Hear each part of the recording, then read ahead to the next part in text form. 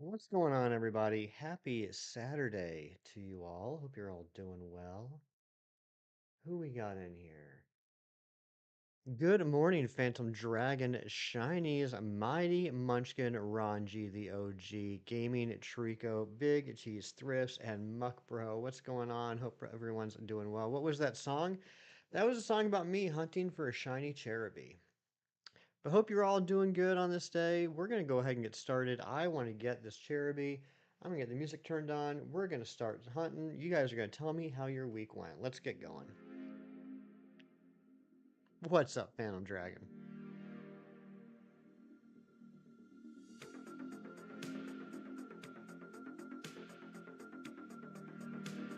I am ready to get this shiny.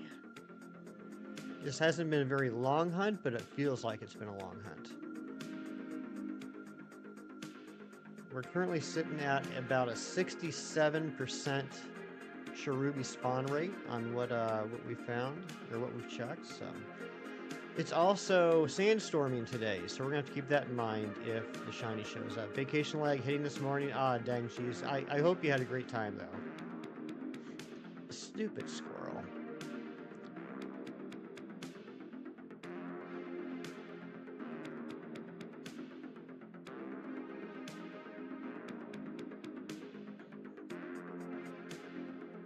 What'd you all get up into this week?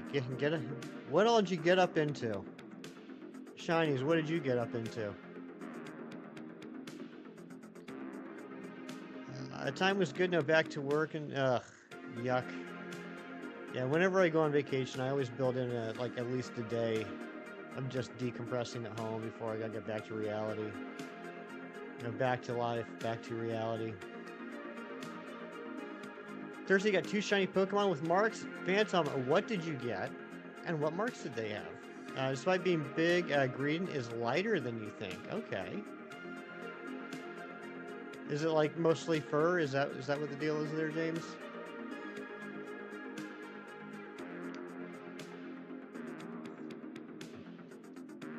Yeah, no, I get it, Cheese. I get it. Sometimes it's not an option. You don't know? It'll be a mystery forever. We'll never know why the Greedent is so light.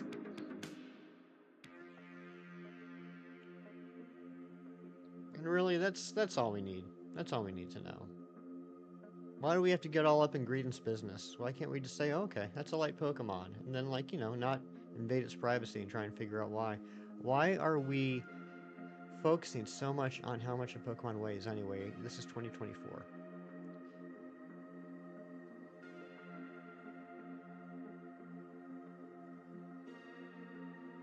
I'm in a weird mood this morning. I'm sorry, guys.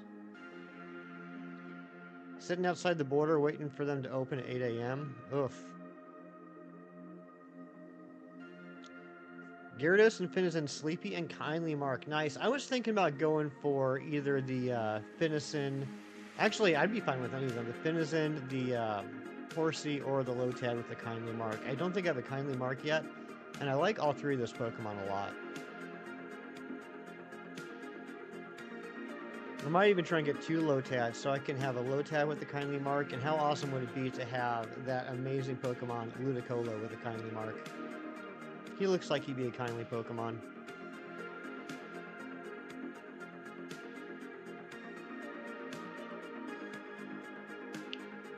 Soon I'm going to get back into Scarlet and Violet to finish up some hunts I need to do, so this might be a nice little, like, dipping my toe in the water, getting back into the swing of things, trying to go for those special increased chance mark shinies.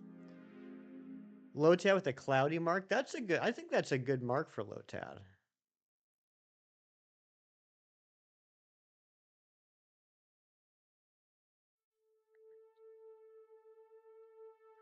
Also, I know the new event started in Pokemon Go yesterday. I think it was started yesterday. I still have not seen a Kamala where I've been checking. Like, they're around, just not near me. So, I mean, I know I'm going to get one. I'm just a little annoyed that it's been like over a day and I still haven't been able to catch one. I did get one of those cool slack offs with the visor, though. Need to get two more, though, to evolve them, because apparently The evolutions have special sprites too. You seen a bunch of Kamala? You're lucky. I've seen them like on the radar, like they're at like Pokestops, like you know, a little ways away from me, but I haven't had a spawn at work or at home yet. Seen a few Kamala and a shiny though, and it's just regular. Like they just unlocked the shiny, right? There's not like a boosted chance of being shiny. It's a full odds. It's just now it's available. It's now in the game. 14, 14, 15. Dang, that's pretty good.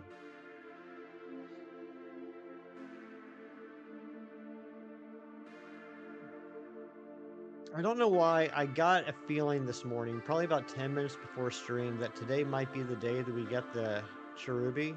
So I went ahead and prepared for the next hunt. Stupid squirrel.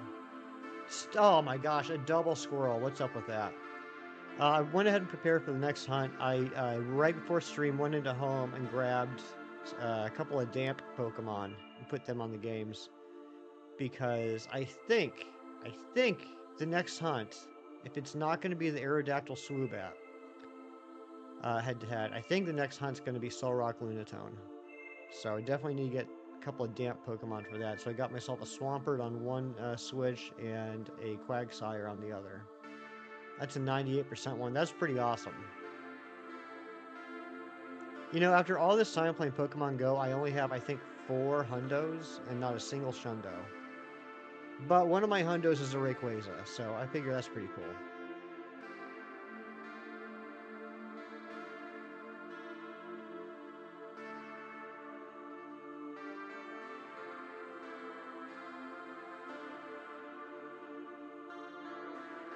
I was able to knock a couple more things off the list of the Premier Dex rehunts this week. I finally got my Tangela. I've been trying different hunts to get that Tangela for months now. I've been doing Poke Radars, I've been doing Friend Safaris, I've been doing Let's Go Pikachu and Eevee, I've been doing Wild Encounters and Sword and Shield. Finally got in a Friend Safari the other day, and then I went back to ye old Dexnav in Alpha Sapphire and got myself a Chatot. Now I need to go into Omega Ruby and get myself a West Shellos, the pink one, and then I'm done with Dexnav. And I'm currently Masuda hunting Carnivine in Ultra Sun. Once I get those two, I am done with my 3DS hunts, and everything left will be on the Switch. I mean, I could hunt other stuff on the 3DS, but I don't need to, you know what I mean? And I'm trying to think of content for the future. If I hunt everything off stream, then what the heck am I going to do on stream, you know what I mean? So that's where I'm at. That's just where I am today. I also started doing a couple of Masuda hunts in Sword and Shield, just at home, nothing special. I got on Sword, I'm doing a Masuda hunt for Galarian Darumaka, and on Shield I'm doing a Masuda hunt for Galarian Yamask. And it's taken a while to get back into the swing of things with Masuda hunting. I can only do like 30 at a time before I get bored and put it down for a little bit. And I just saw that sub count go up to 1703. I don't know who you are. I don't know who just subscribed. But thank you very much. And if you want to let me know who you are, I'd like to thank you in person.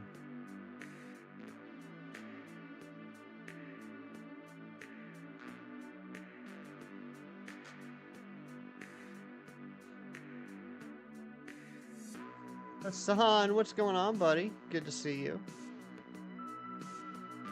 I know I said it to you in chat already this week, but I'd like to say in person, congratulations again on the Tornadus.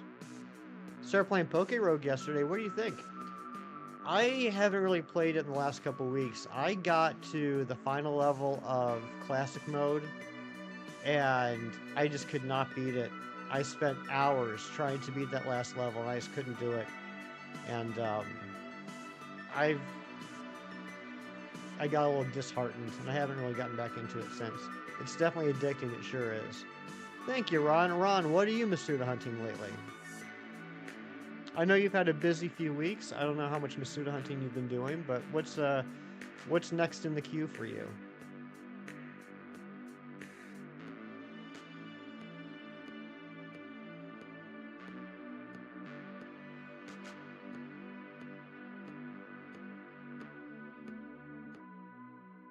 Team so far, Talonflame, Swampert, Decidueye, Weezing, Flamigo, and Latias. Ooh, I'm jealous of the Latias. I haven't seen one of those yet.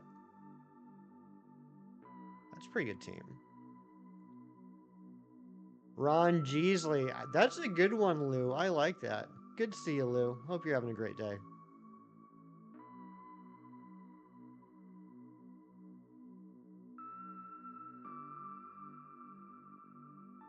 Ben, what's up, buddy?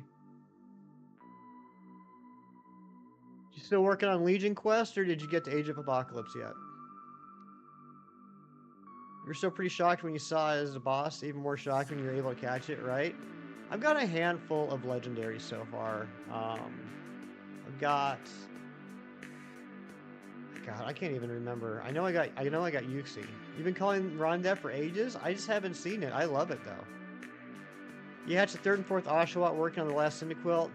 I'm jealous. I'm jealous. I still need to get 2 more Oshawott, and I need to get 3 more Cyndaquil.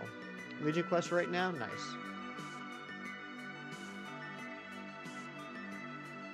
Oh my gosh, double squirrels. What the heck?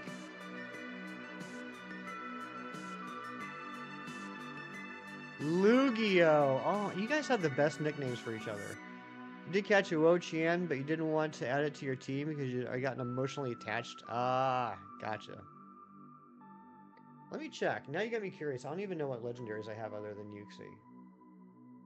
Oh, I know I got a Mew. I hatched a Mew, which was pretty awesome.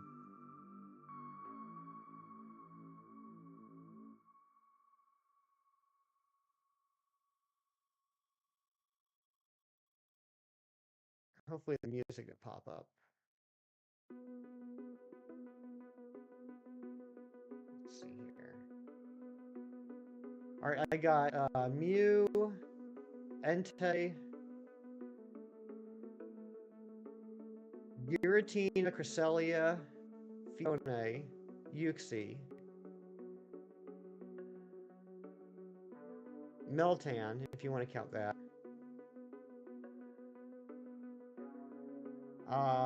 Iron Boulder, and if you want to count a Blood Moon or Saluna, and I have a, which one is that? I can never remember the names of the legendaries. Oh, I also have a Wodian. So there we go. That's what I got. Can't wait to try shiny hunting in endless mode. Me either, if I could freaking get to endless mode. Came all the way out here for nothing. No! What happened, Cheese? What, are they not open today, or they just not have what you were looking for?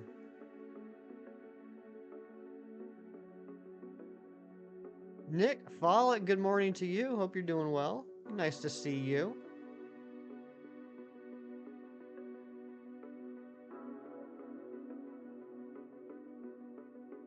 We're closing in on 500 Cherubi checks.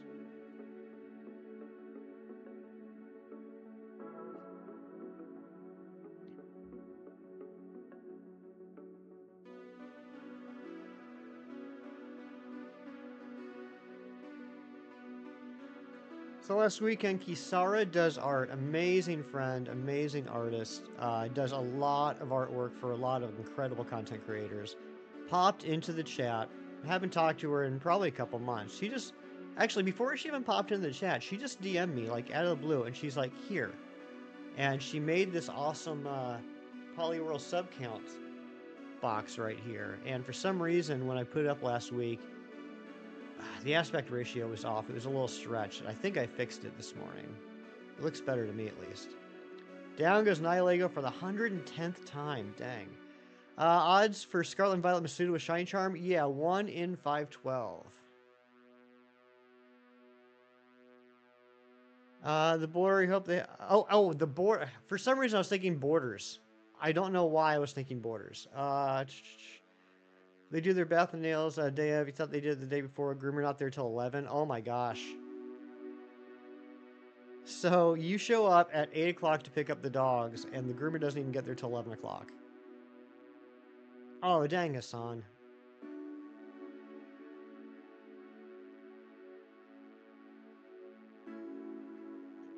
Doing good. You basically just got up. It is a little early in the U.S. at least, especially if you're like East Coast time. We're 8:16, which is early. You start moving west, it gets even earlier, because that's how time works.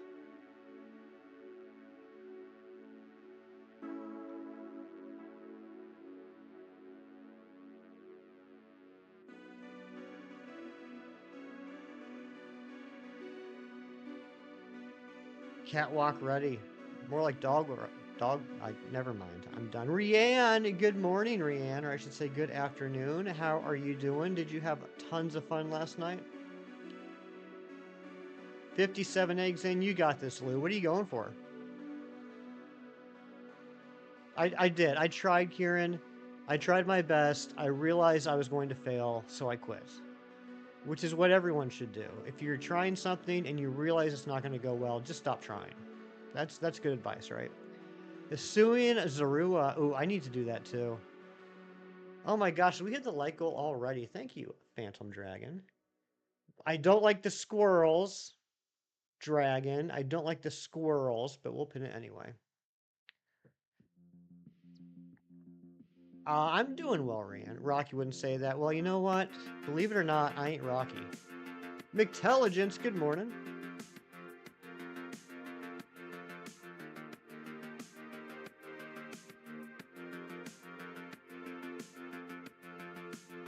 All right, here we go. This could be the 499th and 500th Cherubi right here. It could be. You never know until we find out.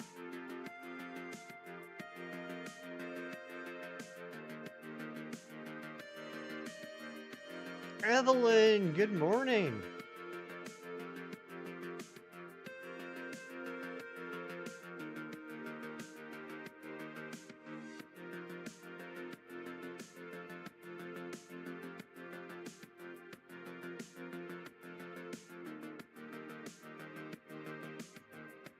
What a waste of berries. You know, there are starving people all over the world, and I am just wasting hundreds of berries doing this. There's 499. Can we get 500? What's the deal with Ivy? Why does she want us to lose so bad? Well, she's our rival, right? She could arguably be the most challenging rival in generations. And that's all I'll say. Had to present our projects to our assistant director on Friday. Everyone got absolutely massacred. You got praised. Best moment of your career. Kieran, congratulations on making the best diorama for your show and tell day. It was a good project you did. You gotta try and get over your frustration before you go home and someone says something sideways. Yeah, that's probably smart.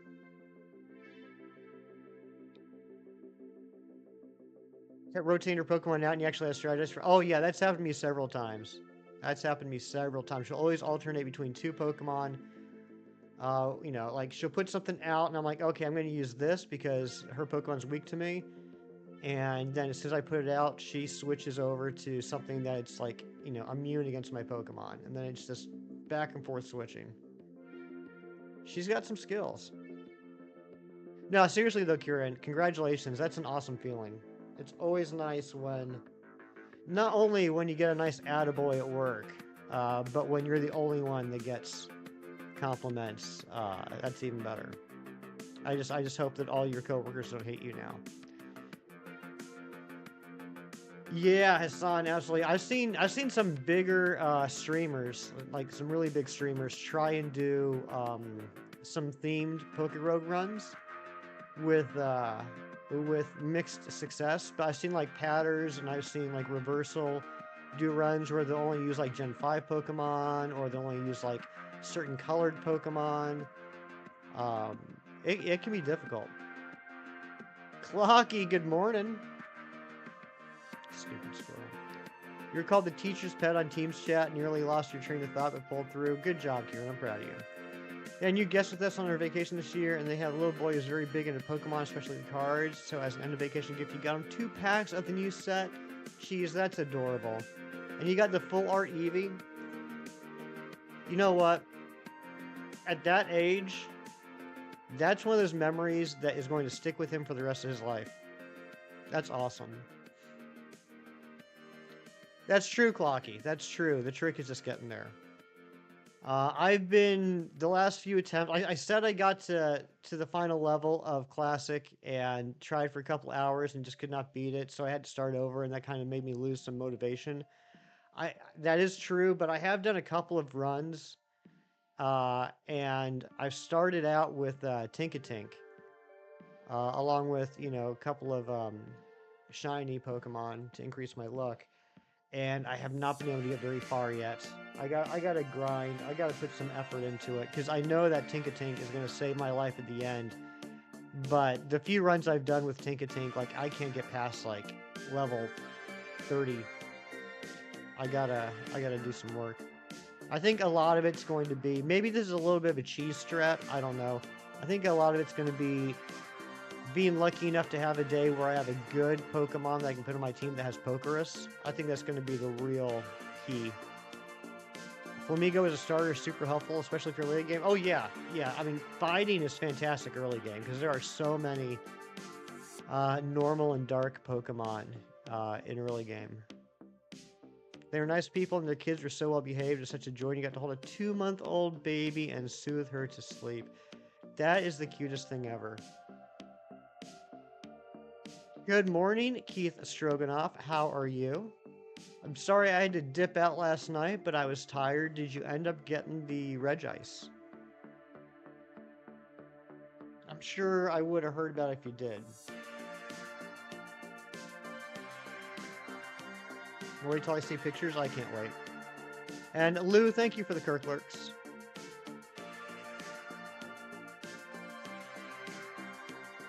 With the turn, it's mostly chip damage that'll help you win.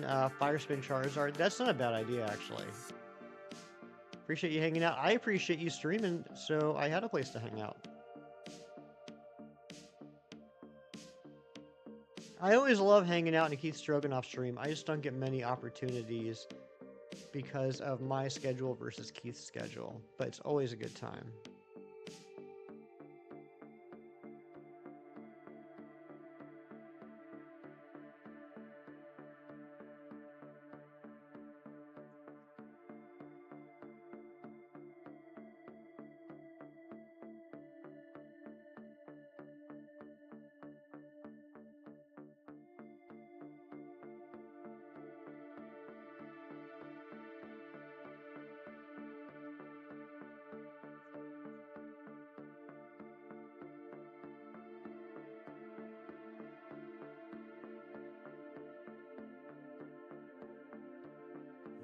Let's see if we get a shiny.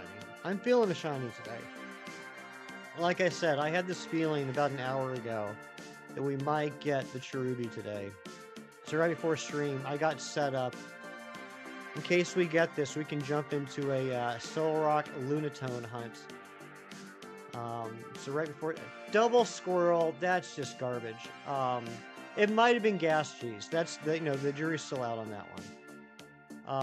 But I grabbed 2 damp Pokemon from Pokemon Home and threw them in the games in case we move on to Solrock and Lunatone today. So from my understanding, you know that place in the wild area where Solrock and Lunatone spawn? Apparently they're somewhat static in that there's always 2 that are spawned there. So you can just like go back and forth between the 2 and check them. Grilled chicken, that sounds delicious, Mino. Is that what that is? No wonder I'm not getting any shinies. Aw, Kieran. Kieran, what have you been hunting lately? It's been a while since I've heard you talk about a hunt that you're doing. That could just be me not paying attention, but I don't know what you're going for right now. And I don't mean right now like right this second. Maybe you're just like, eating food or doing chores. I'm not trying to imply that you should be playing Pokemon at this very second. But if you were to pick up the game right now, what would you be hunting? And when I say the game, I mean any Pokemon game. It doesn't have to be a particular game. It doesn't have to be Sword or Shield. It could be Scarlet and Violet. It could be Let's Go. It could be something else. It could be Poke Rogue. I don't know. What do you got going on? What's happening, Kieran? Tell me. Tell me what's happening. Still doing Regieleki. Okay. And Honedge, Pumpkaboo in between. Nice. The Honedge and Pumpkaboo, I'm assuming Sword and Shield as well. Gaz, you know what, Gaz? I saw your message earlier, and I completely forgot to say hello. I am so sorry. What's going on, Gaz? Hope you're having a good day.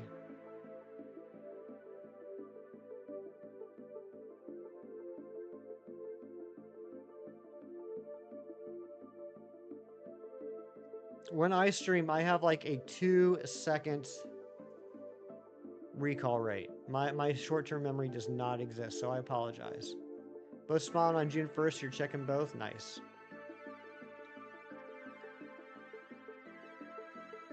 Yeah, the Hone Edge hunt's really fun. I've never successfully completed a Pumpkaboo hunt in Sword and Shield, but I know my dear friend Rianne did. I got to see it live. It was the most incredible thing. Can't stay, but you give me luck. Thank you, Bean. Storms, hope you have a great day. Move on to Wimpod next. What is... I've never hunted Wimpod in Sword and Shield. What's the best way to hunt that? May Lord Helix be with me. Thank you, guys. We need that Lord Helix luck.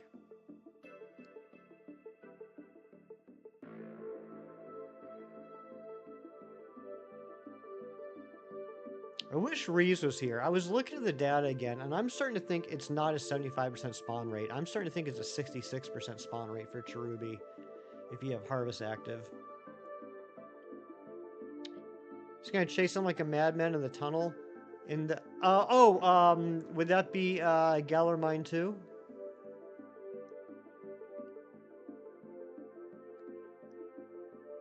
Yeah, that makes sense. I just didn't know if there was a static spawn anywhere or anything.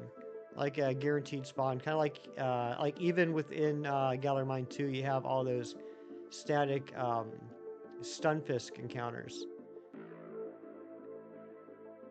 Yeah, the one right next to the water gym. Yep, Galar Mine 2. Second best place ever.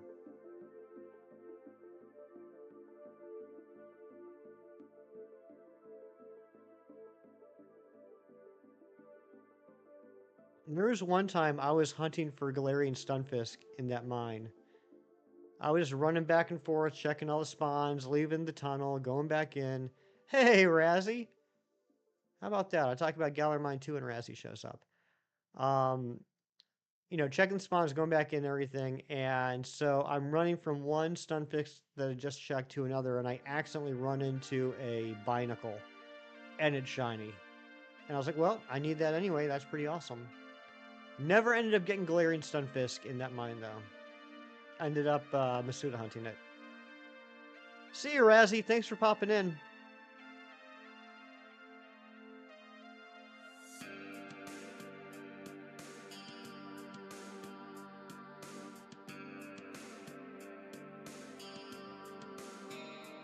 The next Cherubi is going to be the 517th Cherubi. I've never gotten a shiny on 517 before. Could today be the day?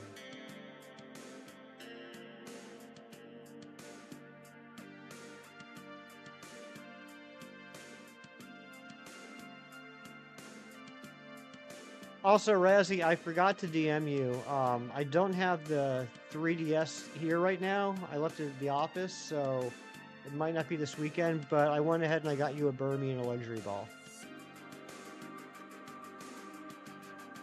I just got not shiny, dang. I just got to bring the 3DS home and port it over to from bank into home. Lord Helix is amazing, sure is. Lord Helix shined for us a few weeks ago, which is pretty awesome.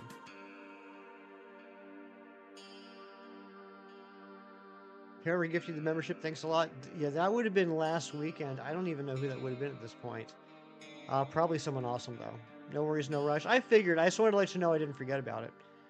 What, shiny? Oh, yeah. A few weeks ago, we were doing a head-to-head hunt.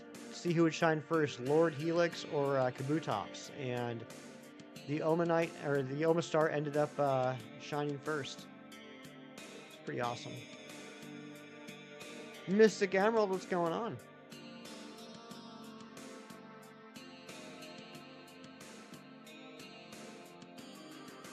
Disliked and subbed, you seem like a great guy. Well, Gaz, you seem like a great guy too, and I see that number did go up. So thank you so much for the sub, I appreciate you.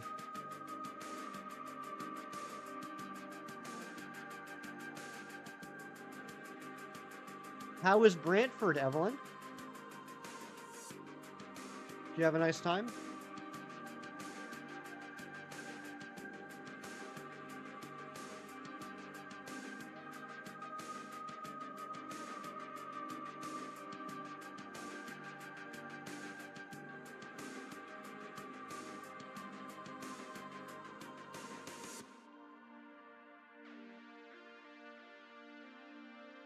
You gotta make a Ghastly plush with your Nan soon? That's awesome, Gaz. That's a really fun little project to do. And Ghastly's an awesome Pokemon. You loved it there? You're gonna be moving there, Evelyn. Ooh, nice. Like today?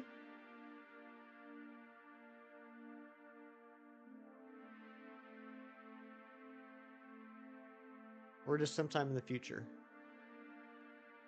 No, not today? Okay. Well, glad I'm not it's today.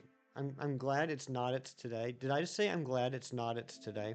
I'm glad it's not today, because if it was today, I would yell at you to stop watching my stream and go get packed, you absolute psycho. But it's not today, so I'm happy you get to hang out.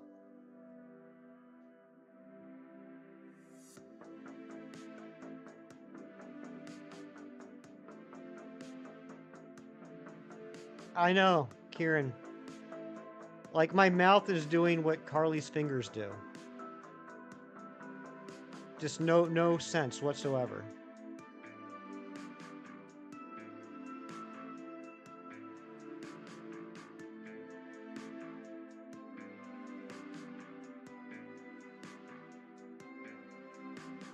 Double cherry, like to see that.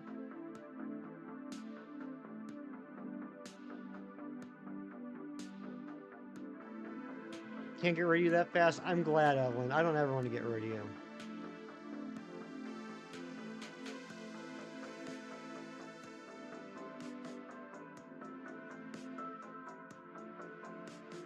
Come on, lower switch. I hate it when you do this. Hashtag water temple. Jeez, that was the worst golf hole ever. On a game where the daily course is pretty much always a par 15 for 5 holes. And I usually get it between like 11 to 13, and you usually get it in like 9 to 12. I can't believe I went 23 today.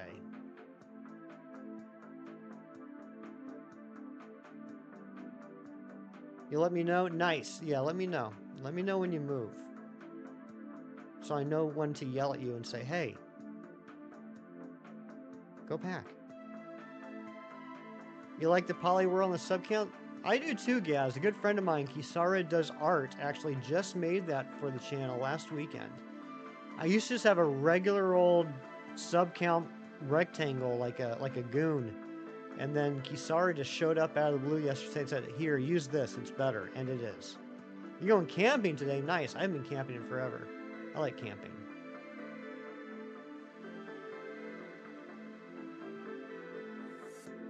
The best part about camping is struggling with the zippers on the doors to the tent.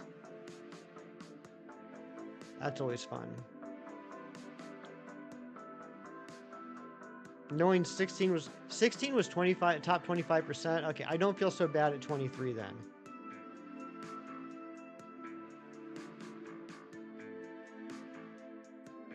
I still can't believe you got a hole in one today though.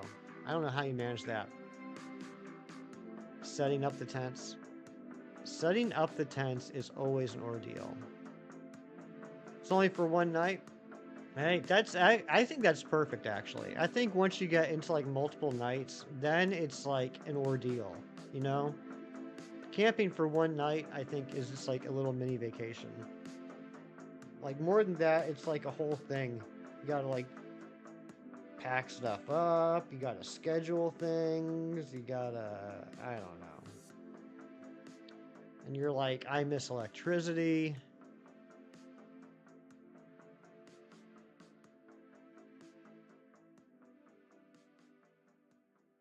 Bouncy luck.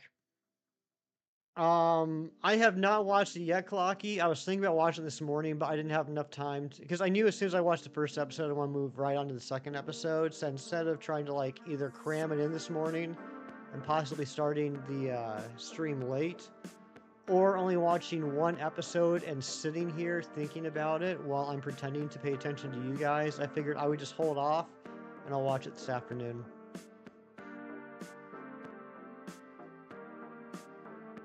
Now, from what Big Cheese explained, let me back up for a second.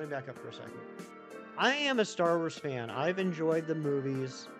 I've enjoyed some of the shows.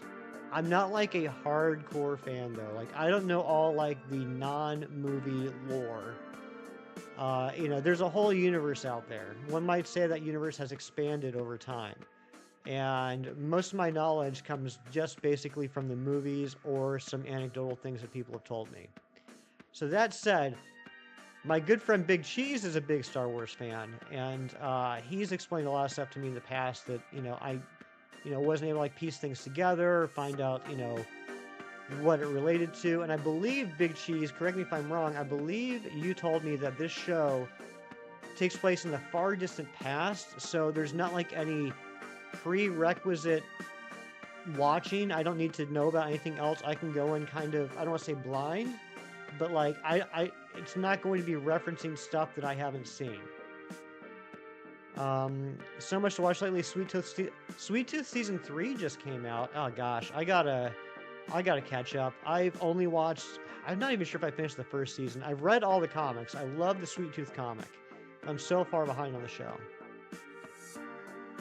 Boys season 4. I gotta watch House of the Dragon too. I have yet to watch House of the Dragon, and I think I'm ready now.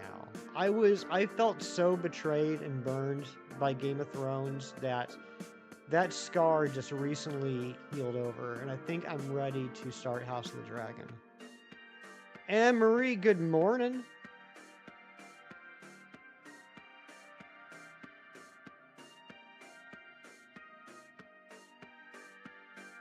It's redemption. That means a lot to me, Kieran. Okay, it's a complete standalone series. Cool. And I like the cast, from what I've seen so far.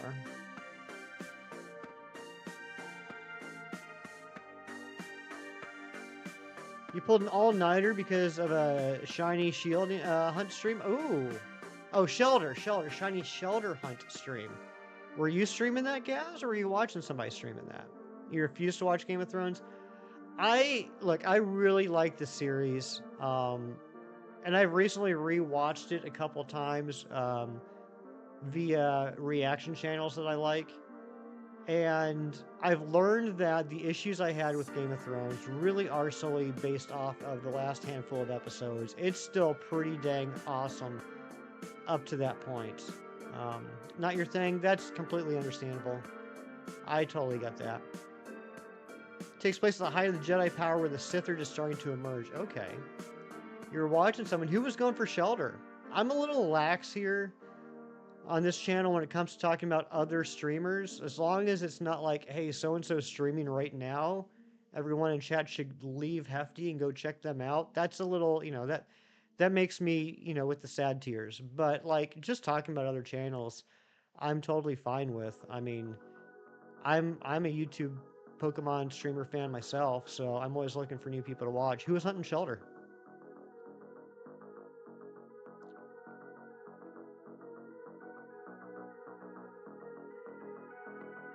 Loops, what's up?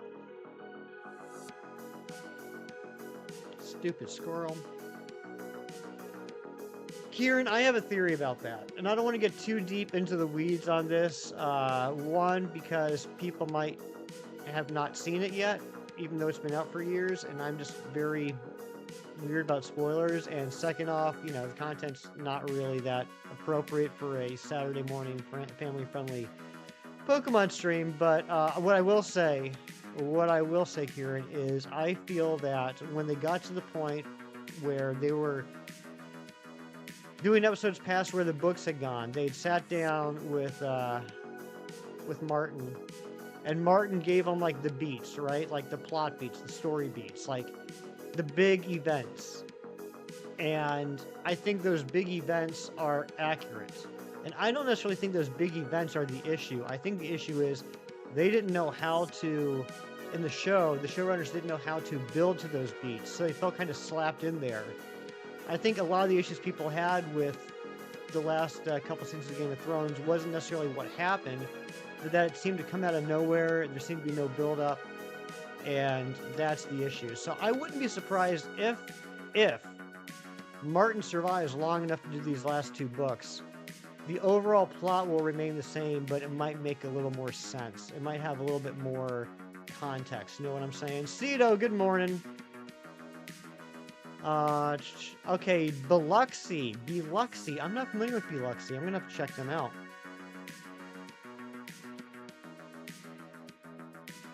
Fighting a Falcon, what's up? Good to see you. Hassan, there's 200 waves.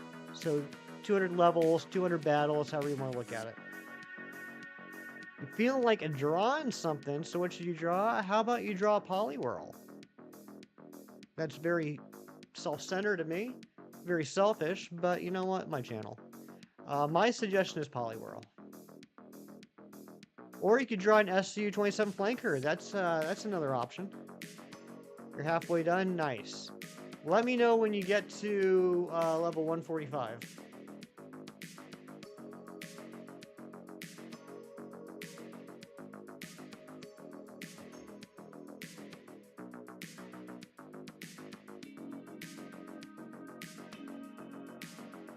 Poliwhirl's a fun Pokemon to draw.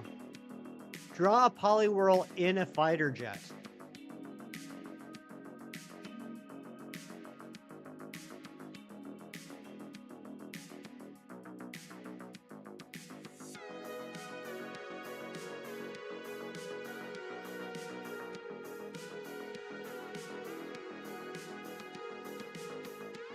Trying to draw a Wooper for a thumbnail, but you can't do it so hard. Wooper?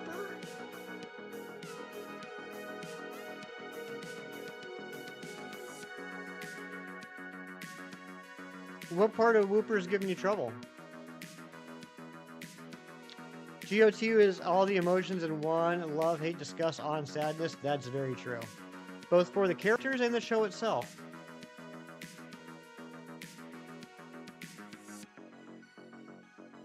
Alright, Fighting Falcon, I think that'd be pretty cool. I mean, I'm pretty sure the Poliwhirl would make an amazing fighter jet pilot. I hear they're making another Top Gun. And Poliwhirl's going to be the main character.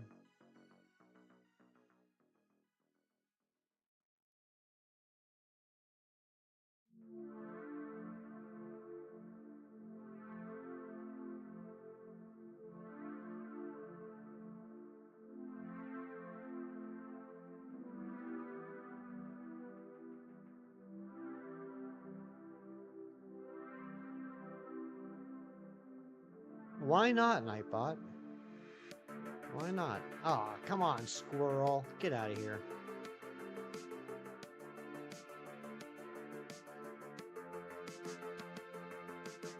Yo, it's you, Nim. What's going on, Nim?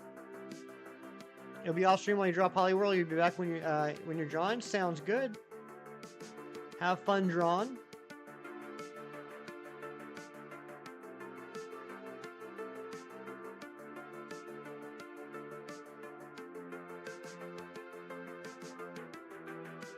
Does Iceman pilot a ghost plane to teach Baby Mav how to win? Absolutely. Just replace one of your team members. Who'd you kick off? Who did you add on?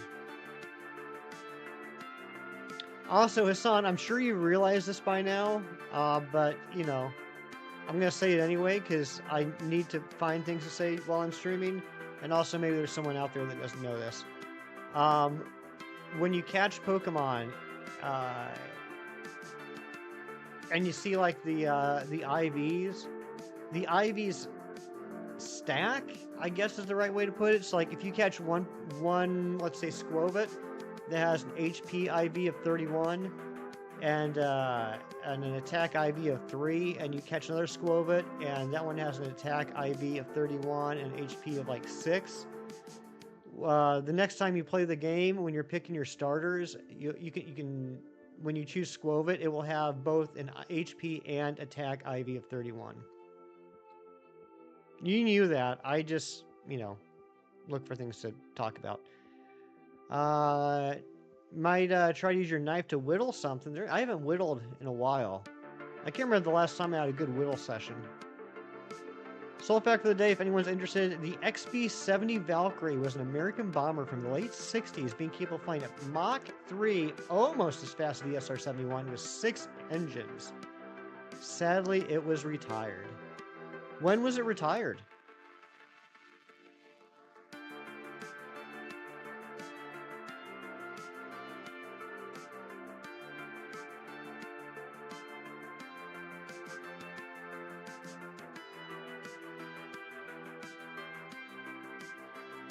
The SR-71 has always had a special place in my heart because that is what the X-Men's Blackbird is. The X-Men's Blackbird was an SR-71. Big Cheese just said in many less words better what I was trying to say. The IV is improved in RPG-like fashion with each catch. That's right.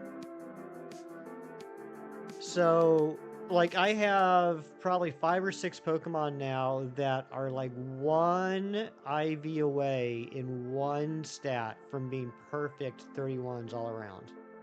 Just because I've caught so many of them. Double squirrels, what the heck? Don't remember the year it was retired. It was retired due to a crash and only 2 were built. Dang.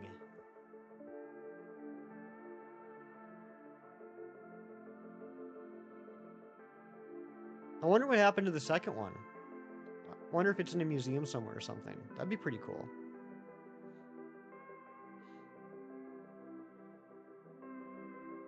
We are only 6 subs away from my sub goal for the day. I'd love to hit 1710 today. Whittle. It's a little whittle. Little whittling. Whittle a little. You like planes that go zoom, zoom, fast, fast? Me too.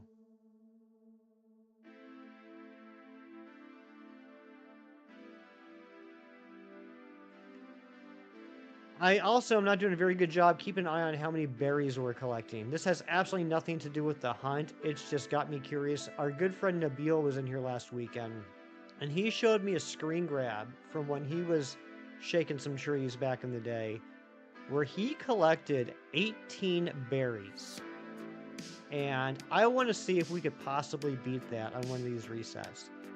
I was testing out the hunt this morning to make sure the counters and everything were set up correctly, and I did get up to 16, and for a second there I was like, oh my gosh, I'm going to do it. But after I got to 16, the next shake was the Pokemon. So I haven't really been paying attention so far today, but I want to see if we can beat 18. What was the hardest shiny I ever caught? Oh my gosh, Nim. Absolutely no doubt about it. Gotta be Regidrago. Now, I almost said hardness.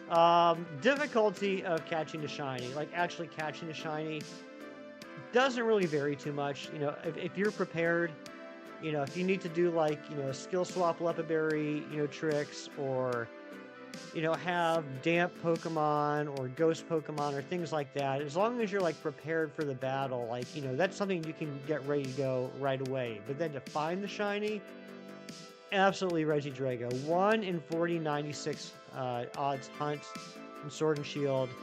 Took me 16,840 checks. It took me 57 streams.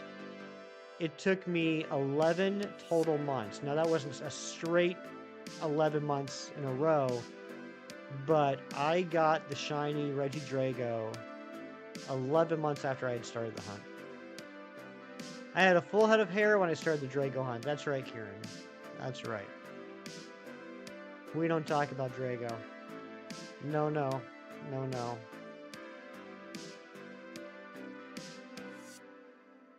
If you ever wanted to see if there's one of those aircraft in a museum, good choice. Since the National Museum of the U.S. Air Force has the same aircraft in display. Oh, nice.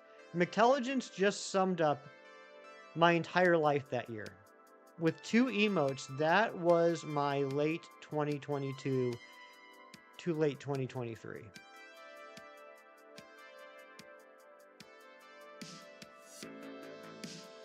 I guess not late 22. We started in October of 22 and we caught it in September of 23. And because the universe has a sense of humor, a couple things about that hunt when it was finally over. Was it the longest Reggie Drago hunt on YouTube? No, it was not. It was at best third. So I don't even get that notoriety. And he doesn't even know this because he doesn't even know who I am, but man, did he mess with my mind. That was the same week that Reversal got the Feebass. Of all the times that after 250,000 checks, Reversal could have gotten the Feebass, it had to be the week that I got the Reggie Drago. He totally stole my thunder. Feeling old yet? I'm constantly... That's my secret. I always feel old.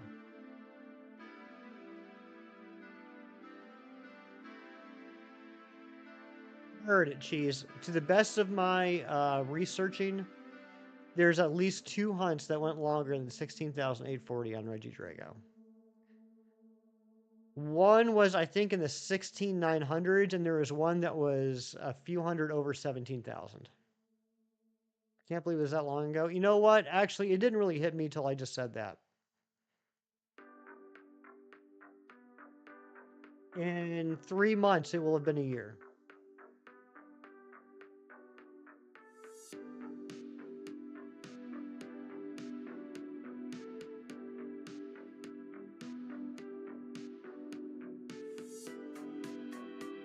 You're so glad your Reggie Drago hunt didn't take that long. I'm so glad pretty much everyone in the world's Reggie Drago hunt didn't take that long, except for at least 2 people. Didn't even try to hunt it? I mean, look, my personal experience aside, I think the Reggie hunts in Sword and Shield are pretty awesome. And I think they're definitely worth hunting, at least the Drago and the Alecki. And the Alecki we got super quick. I got it in, I think, was it 1,700 checks? So that one went super fast. I don't want my long Drago hunt to ever like scare someone off of trying it. Welcome back, Gaz.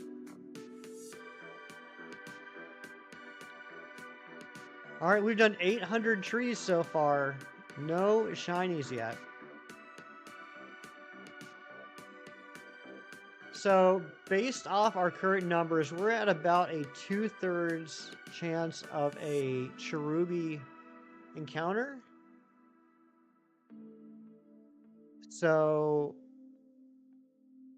yeah, when we end up getting a shiny, there's about a 66% chance it's going to be Cherubi. Oh, I get that, McTelligence. You have to finish your second profile playthrough to try and hunt it. I get that. That's what I had to do for the Alecki. Actually, that's what I had to do for both of them. Because, you know, my first playthroughs, I just caught the non-shiny Drago and Alecki. But I will say, if you do the whole Crown Tundra strat, the Dynamax Adventure strat, it does make it go a lot faster.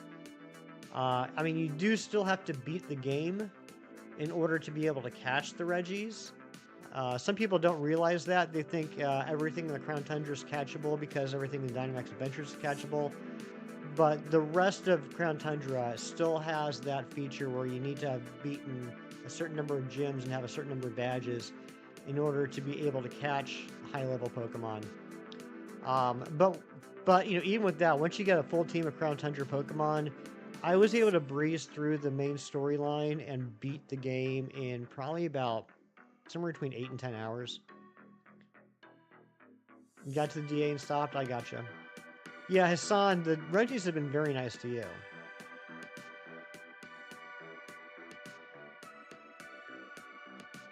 Like, I remember when I decided to start dual hunting on stream for the Reggies, and I got the second Switch. I started a new playthrough, and it probably took me... I would have done double squirrel. Come on. I would have started that probably on a Sunday, and I think by Tuesday, I had the hunt ready to go. You're done with Polyworld and a jet. Nice. I'm sure it looks awesome. 4,500 for Regirock and the rest under 2,000. Dang, McTelligence, you're lucky. Wait a second. I just realized something. I'm doing some quick math in my head. Five Reggies. 5 Reggies. Let's assume that 4 of them were 2,000 checks each on the high end. That means you got all 5 Reggies in approximately 12,500 checks. You got all 5 Reggies in less checks by thousands than it took me to get the Reggie Drago.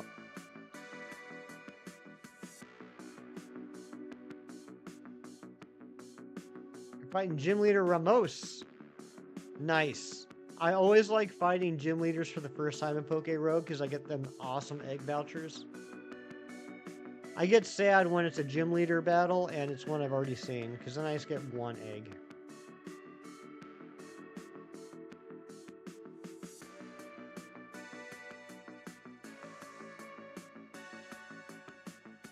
But yeah, the Mew I hatched out of the egg is definitely the best egg I've gotten in Poke Rogue so far.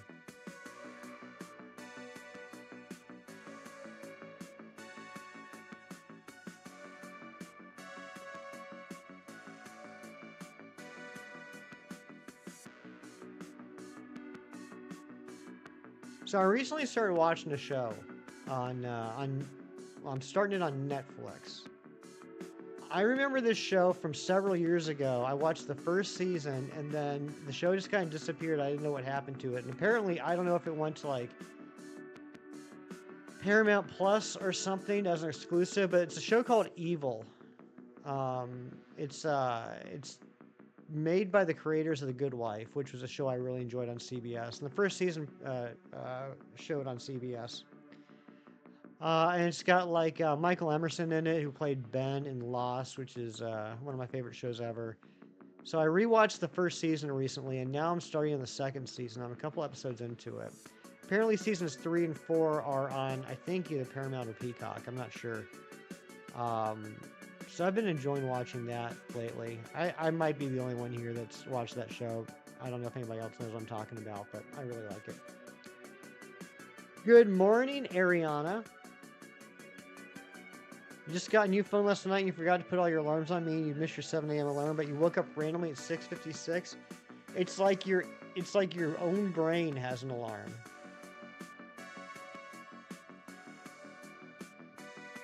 Yeah, Jelly Cool Knights of Chevy, welcome into the stream, but I don't understand that message. I think it might be a language I don't speak. So maybe try again. Oh, wait, you were talking about somebody else. You're talking about someone else, McTelligence. Gotcha. Well, that person was a lot luckier than me. That's very swag of you. It isn't, but hi, what's going on? I'm going to call you Jelly. Can I call you Jelly? Is that okay? You let me know what you want me to call you, because you've got a lot of options there.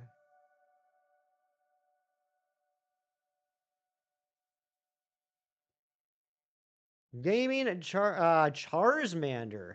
Gaming Charsmander, what's up? Call you Chevy, you got it. Chevy like Chevrolet or Chevy like Chevy Chase?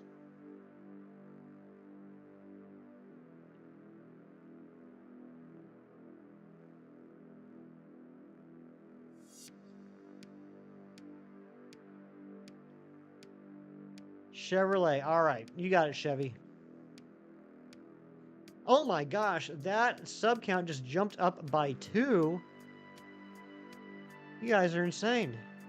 Getting me, or I should say, and it dropped down to 705. That's still an increase. We're now only 5 subs away from our sub count goal today of 1710. Call you Charmander, you got it. Gonna shop in a few minutes with your Nan, so you'll be all stream while you're there. Sounds good. Hope you and your Nan get. Oh my gosh, I went back up. Hope you and your Nan get all the stuff you need to make that ghastly plushie. I'm really glad for you. That sounds like a fun activity for the day.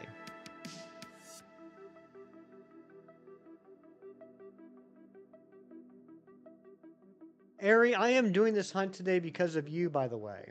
I want you to know that. I want you to have all the glory and all the blame. This hunt today is brought to you by Galactic Admin Ariana. You almost swept Ramos with Talonflame? Nice. I can't remember what type does what type does Talonflame have? What type does Ramos have? Really? Yeah, really, Ari. After a conversation on stream last Sunday, when I was asking if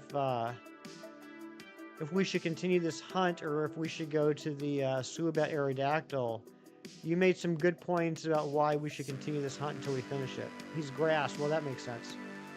Can you see the teams? Yeah, we can do that. Let me get to the next reset, Gaz, and I'll show you who's on the team.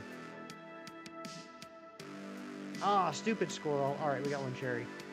All right, yeah, let me reset the game here, and then before we start shaking the tree, I'll show you who's on the team.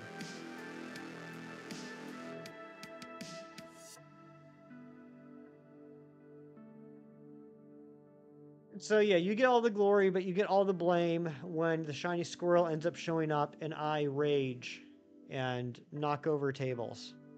That's going to be all on you.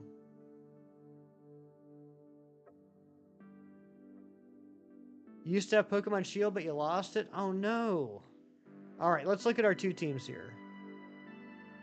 We got Trevenant and Executor with the Harvest abilities. That's how we're getting so many Cherubis. Then we got Chandelure and Marowak, our Ghost Fire types. We got Absol and Raichu, which are our Thunder Wavers. Kind of interesting that I have them in the same order here. Don't rage, I'll throw my back out, probably so. Purple Fire Godzilla, good to see you. And then we have Scizor, because I like Scizor, and just for funsies, just for flexings, got my shiny Spiritomb over here. And then to get ready for the next hunt, if we move on to the Lunatone and Solrock today, I have a Damp Quagsire and a Damp Swampert. Oh my gosh, I don't know what's happening with the sub count today. It's like a roller coaster of emotions. It's down, it's up, it's hot, it's cold, it's black and it's white. But man, those numbers are moving. Sometimes in a good way, sometimes in a not so good way, but heck, I'm just happy the numbers are moving. Thank you, guys. Shiny Yellow and Marowak is so good, it really is.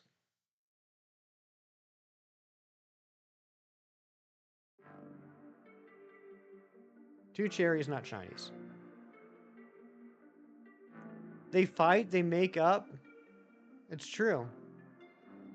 They kiss, they break up.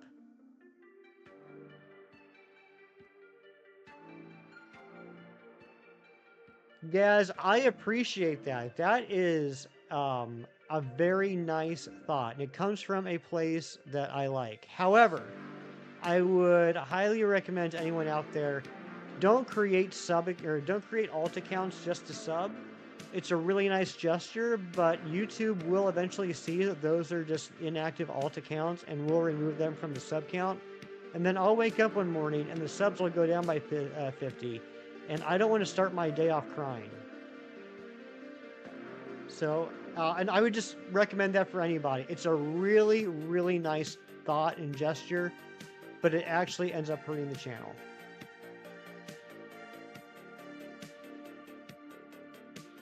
They marry, they divorce. Hassan with the Lycola 40, thank you so much.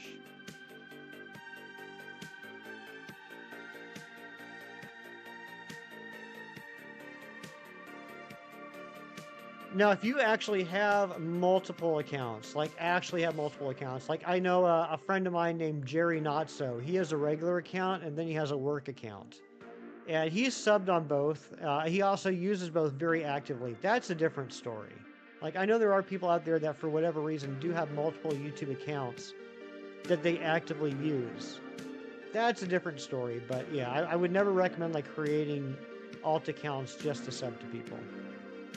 You really love Pokemon? It was the first game you ever played? That's awesome. Starting off with greatness. The first video game I ever played was Super Mario Brothers on the NES. And I was so angry, I almost rage quit at the ripe old age of 6 years old. Because on level 1-1, I kept getting killed by the very first Goomba. The very first enemy in Super Mario Brothers. Very first enemy in the very first Mario Brothers kept killing me. Because I kept hitting up on the control pad to jump. I didn't realize I had to hit the A button. Flurgenstein, what's up? It's an episode of Pokemon Black and White where when you were 3, your dad got you into Indigo League after that. Nice. I watched Indigo League. I watched all of Indigo League when it was coming out. Orange Islands, into Johto Journeys. And then after college, I didn't really get a chance to watch too much. I'd watch random episodes here or there. It wasn't until Pokemon Journeys came on Netflix I really got back into it. And even so, I'm still behind on that. Well, I guess on Horizons now. Pokemon Y was the first game you ever played. I like Pokemon Y. Can't remember the first game you ever played, but it might have been your neighbor's Mario Paint or Donkey Kong Country 2. Double squirrels, what the heck?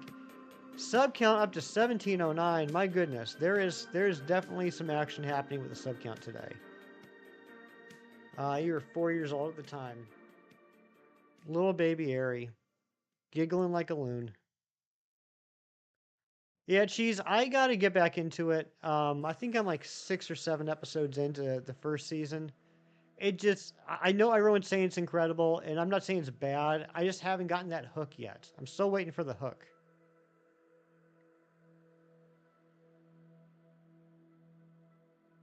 Once I get the hook, then I'll probably just binge through the rest. But as it is, it's like every once in a while, I'll be like, okay, yeah, I'll watch another episode now.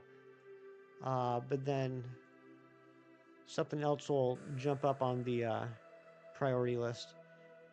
Probably Silent, you're a weirdly quiet kid. Well, you've definitely made up for that, Ari. There's a lot of things people can say about you, 98% of them being very kind and complimentary. But no one will say that you're quiet. Very first game was Pokemon Sapphire for the Game Boy, but you had 2DS Lights. He used it in the compartment up front. The compartment up front. I'm not sure what that means, but that's a great game. Oh, I know what you mean. I got you. I got you. You had the DS Lite that had the slot for GBA games. You made up for that time in spades. You sure did.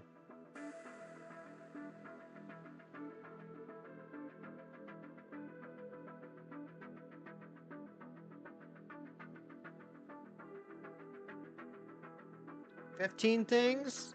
Ah, we only got 15 things. And a cherry.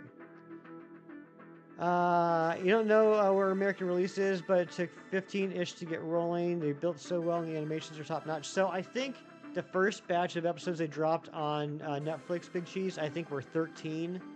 I think it was 13 episodes. And then they just dropped a second batch a few weeks ago, maybe even a month ago. I think it was another 13.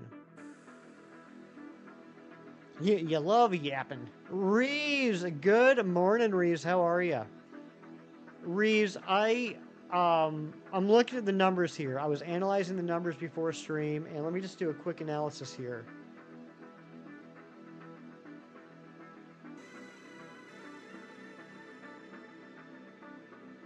Yeah, Reeves, I'm really starting to think. Although our spawn rate has gone up, I'm really starting to think that the Cherubi might actually be 66%, not 75%.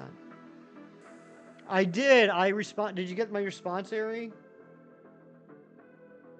I saw it. I saw it when I woke up this morning, and then I responded. But it was like 5 a.m. my time, which I think is 3 a.m. your time.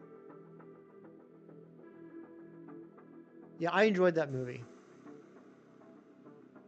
It's not that great of a response, Ari. It's a response that happened when I was like awake for 2 minutes. Oh my gosh, we did. We hit the sub goal, Chevy. You're absolutely right. Thank you guys for helping us hit our sub goal for the day. That's pretty awesome. You have a Game Boy Advance SP, but only Game Boy, Pokemon Red, Blue, and Yellow, and Game Boy Color, Pokemon Crystal games. Nice. Yeah, I still have a handful of Game Boy Advance, DS, and 3DS games, but the vast majority of them are Pokemon games. Honestly, I think the spawns are 50-50 at this point. It's definitely not 50-50. If it is 50-50, we're having incredible luck. We started off the stream at a 67% spawn rate. We've creeped up to 68. Oh, and we just lost 3 subs. I shouldn't even mention that we hit the sub goal. My goodness. You also have Kirby. Kirby's a fun game. It was actually spooky, Airy. Yeah, it was a good movie. You like to see the end with the guy? Yeah, so I have heard rumors, I don't know if it's a rumor, if it's true, that they're going to make another Smile movie. And we were talking about this topic in Chemstream the other day. Just like with It Follows, if they do make another movie, I hope they don't, like, delve too much into, like, the origins of this. Because I feel like whenever they start explaining the origins of supernatural stuff like this, it just loses the mystery. It loses the whimsy. You're doing Nidoking Strong Spawn Hunt and Sword and Shield. 24-14 resets in. Good luck on that. I don't think Nidoqueen Shiny is as bad as a lot of people think it is. I do think it feels odd. It feels out of place with the rest of the line. I think it should have been, mostly pink. Maybe some green highlights. Maybe if they reverse the colors.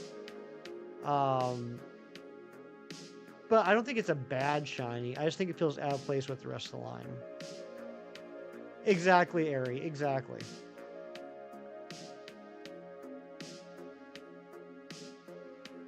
After shopping, you'll draw Lord Helix to help with the grind. That would be amazing, Gaz. I would appreciate that.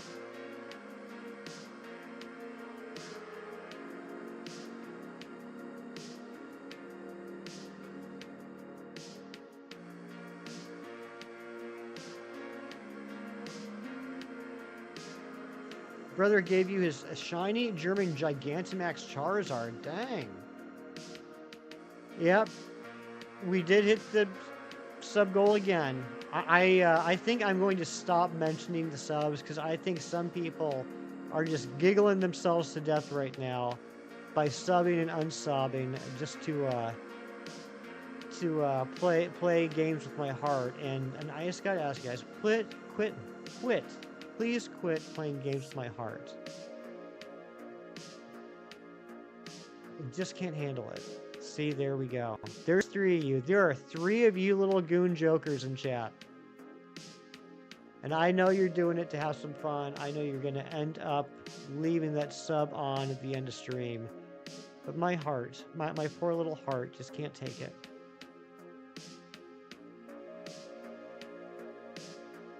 Quit playing games with my heart. My heart, baby.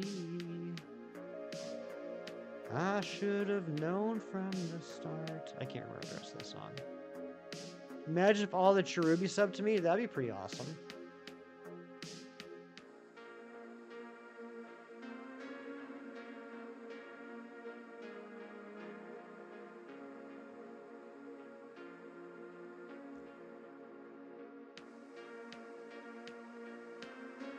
Seem like a cool guy? Thank you, Charmander. So do you.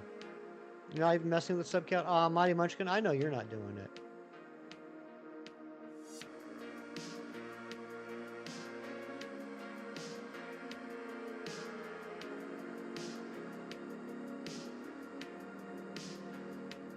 You remember when I had 400 subs? So do I. Death! Oh my gosh, Death. It's been a long time since I've seen you. Welcome in, Death. Always nice to see you.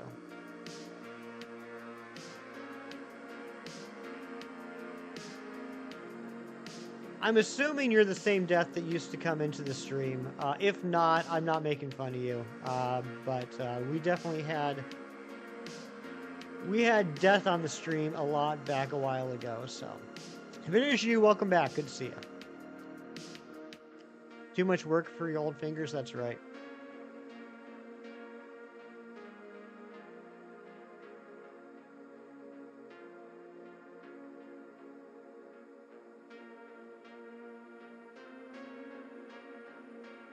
Ari, do you remember when Samurai Jack came in and became the 500th sub and we all had a big celebration? We were all excited about that.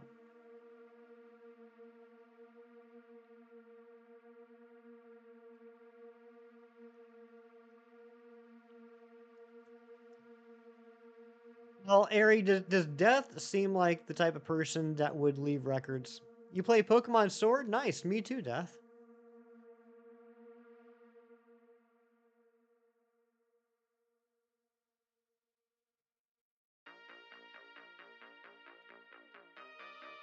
And you can tell how much that meant to me with the fact that I still remember Samurai Jack was my 500th subscriber. You play Pokemon Violet, you got to the final boss? Nice. And it was so cute. Samurai Jack shows up. It was their very first stream that they popped into. And in real life, I didn't know he was Skull's real life friend. I didn't know that. That's awesome. But yeah, he pops in, hits the sub button, gets us to 500, and we all just like made him like the hero of the day. That must have been such a weird feeling to pop into a stream for the first time and all of a sudden everyone is just showering you with love.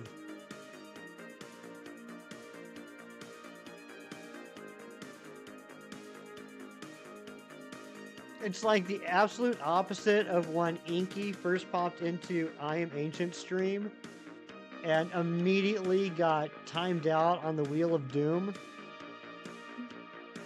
Inky was such a good sport. Beating Pokemon Sword with both DLCs is really hard because of all the legendaries. Well, I mean, if that's what you mean by beating it, yeah. I mean, you don't have to catch all the legendaries to technically beat the game or get the shiny charm, but if internally you look at that as like that's beating the game, is getting all the legendaries, yeah, that can definitely take some time. Yeah, Inky was like, "Hi, friends," and we're like, "Oh my gosh, Inky, welcome in!" And then Inky got timed out, and he's like, "Okay, bye," and we're like, "Oh no, Inky!"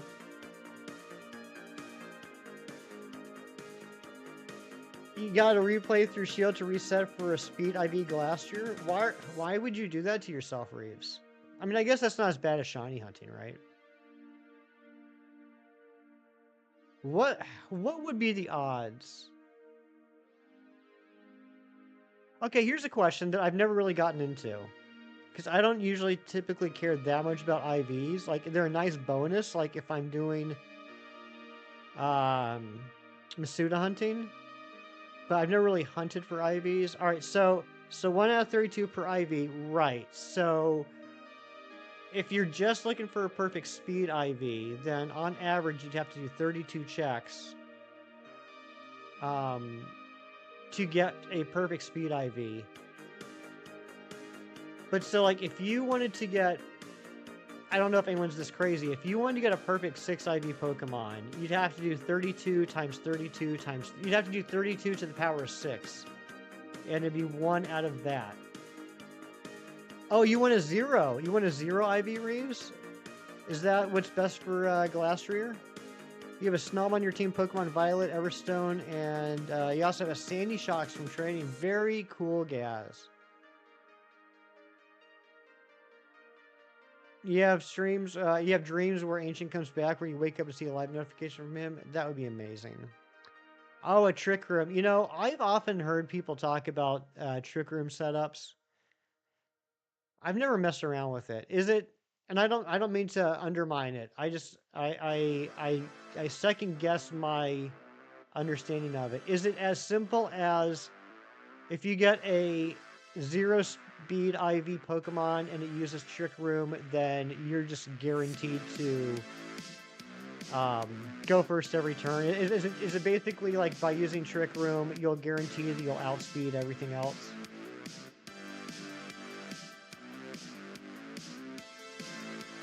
Is that the concept?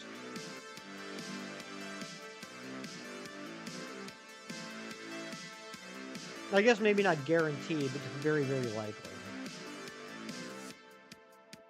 Essentially, yes. Torkoal and Among Us are slower than Glastrier, though. Okay, gotcha. You like using Zero Speed Gyro Ball, Ferrothorn competitively, but Trick Room fricks it up bad? Oh, I'm sure it would. So yeah, it's the same basic, like, I'm familiar with how Gyro Ball works, right? So it's the same basic idea as Gyro Ball, but instead of only being for one move, it would affect all your moves. Oh, that's not... You guys know what I'm trying to say. You guys know what I'm trying to say. Did you know you need 2 switches to complete the decks plus DLC in general because you only get one of the new regis per switch? You don't need 2 switches. I mean, you're on the right path there. You don't actually need 2 switches, though, Charmander. You can just have 2 profiles. Yeah, 2 accounts. Yeah. So like that, before I bought my second Switch, that's what I did, is I had multiple accounts on my main Switch, and I had different playthroughs for those. And then I could transfer them between accounts using Home. But, I mean, you are correct. You cannot get both Regis on one save file. You need to have multiple save files. Or friends. Or multiple Switches. You can't do it all in one game.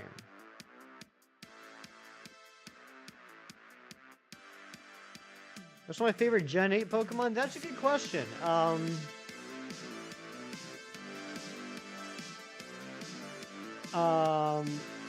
You know, Charmander, I guarantee you don't need 2 switches. You just need 2 accounts.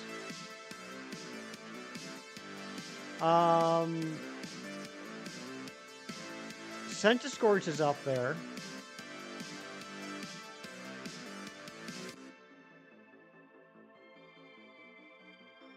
I like Ice Cube.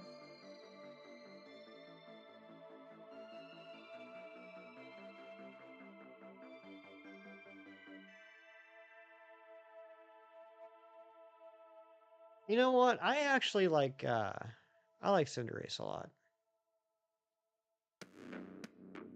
Should you be insane enough to hunt Regieleki again to get a Mirror Ball since the one you have is Master Ball? I mean, if you want to be cool like me. How cool do you want to be? Your favorite Gen 8 Pokemon is Lieutenant Dan? Nice. Choodle's pretty nice. Choodle's pretty cool. I mean, look, I understand when people ask questions like, what's your favorite this, what's your favorite that, and I got no problem answering those, but I always feel like when I pick things, there's like this unspoken implication that means I don't like other things. I actually really like pretty much all of the Gen 8 Pokedex. I really like pretty much all the new Pokemon they introduced in Sword and Shield. So I picked a couple that I really like, but I like pretty much everything. New phone, who dis? Toxtricity is really cool too. If I could delete one Pokemon forever, what would it be? Well, I know what I would answer, but I know that when I answer what I want to answer, Aerie yells at me, and I want to keep her on my good side today. I would say I would delete forever.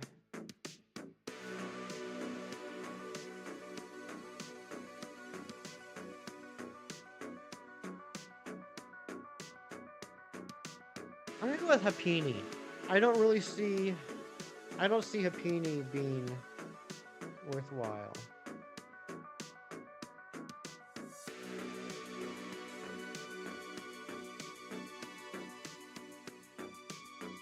When you still playing your brother's Switch, he already chose Regieleki. He wanted you to choose Regidrago, but it didn't work, so you had to choose Regieleki. On the same Switch, but different accounts? That's bizarre. I don't know why that would be. Alomomola, Bruxish or Smoochum? I've avoided yelling for now. Good, Ari. That makes me happy. You know what, Anne-Marie? I can understand Bruxish, and I can understand Smoochum, but you know what? I'm actually okay with Smoochum now. Smoochum and I have become friends. It is a Victini plushie. You got some good eyes. That is, in fact, a Victini plushie right there. Rolanda and Max, what's going on? When I was doing my crystal playthrough in order to hunt the Celebi, I did the odd egg hunt, and I tried several times for the shiny Tyrogue, and I finally just gave up, and I was like, this is taking too long. I want to move on in the playthrough. Whatever shines next, I'm going to get. I'm going to keep. And the next thing that's shown was the Smoochum, and I was like, of course.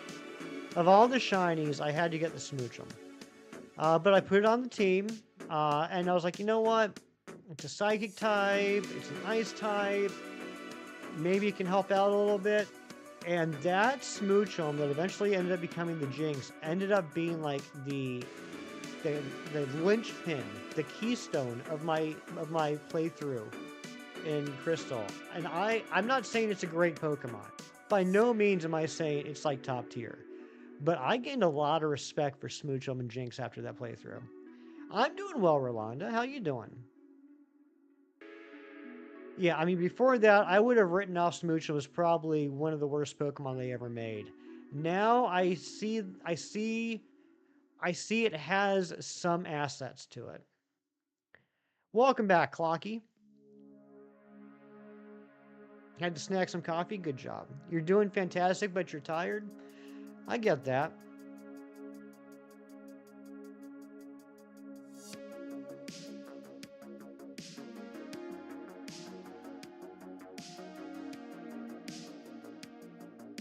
Squirrel.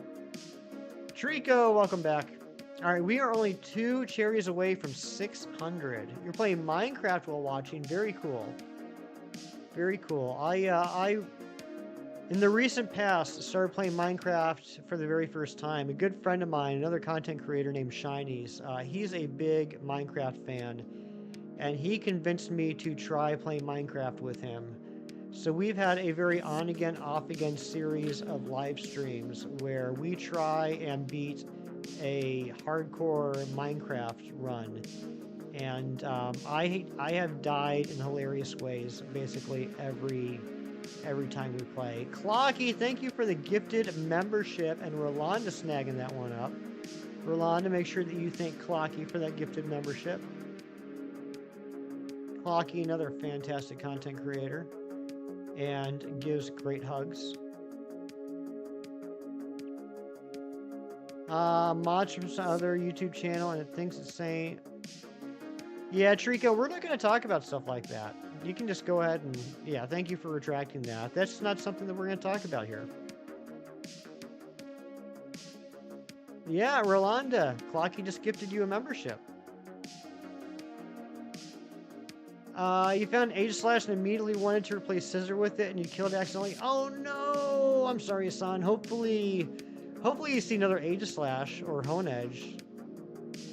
I mean, unless it was the boss battle, there's probably a good chance that sometime until you move on to the next area, you'll see another one.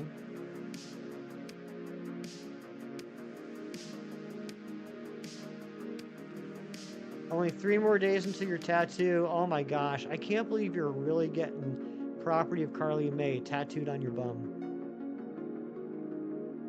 I can't believe you're going through with it. You like the Dancing Poliwhirl and memberships happen? I do too, Gas. It's pretty awesome. That was done by our good friend Sarah, who created the Dancing Poliwhirl. You're a man of your word. You absolutely are. No one can say you aren't.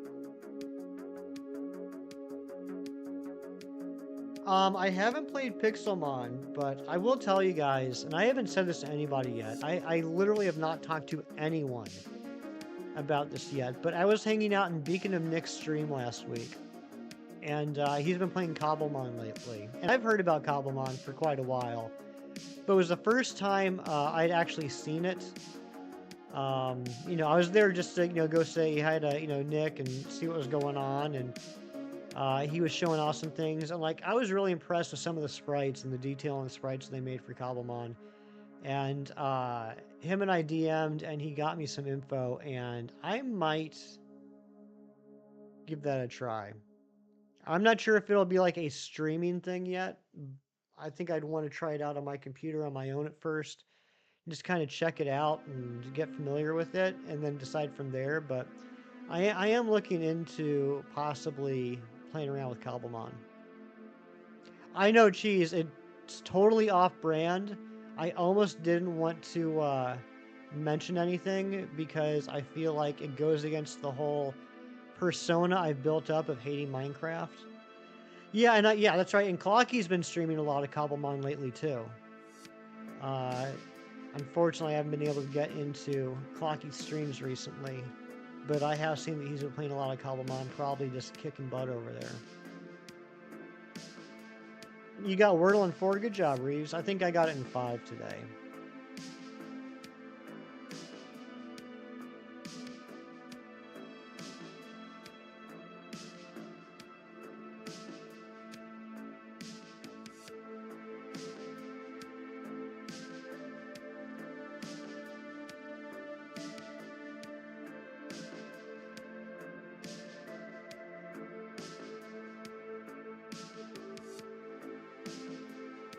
Trying to fry your brain with connections. Let me know how you do.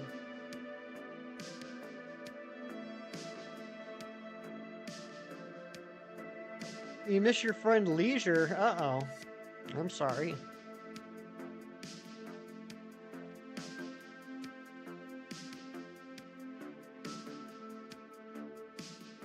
Vacation, eh?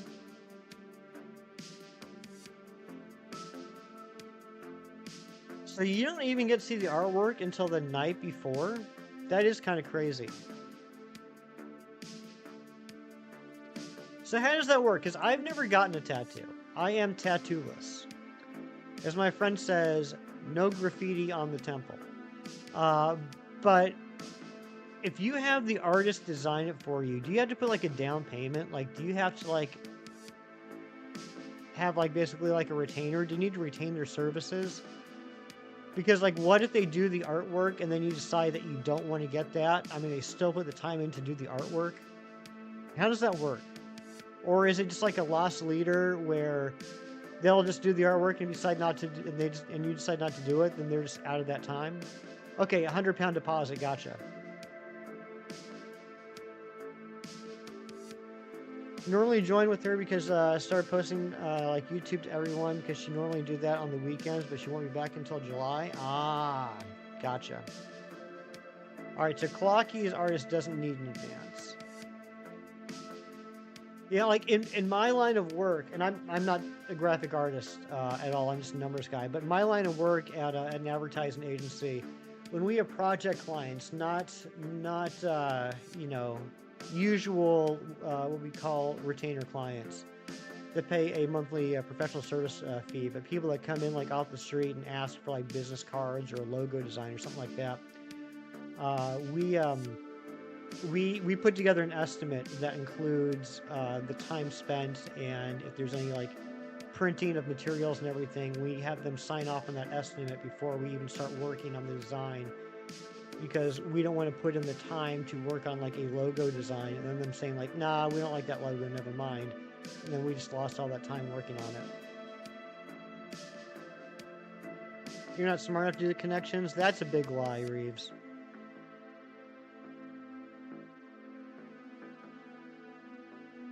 You're joining with T-Man, okay. The good ones always flee to Poland. Oh my gosh, Clocky. Clocky.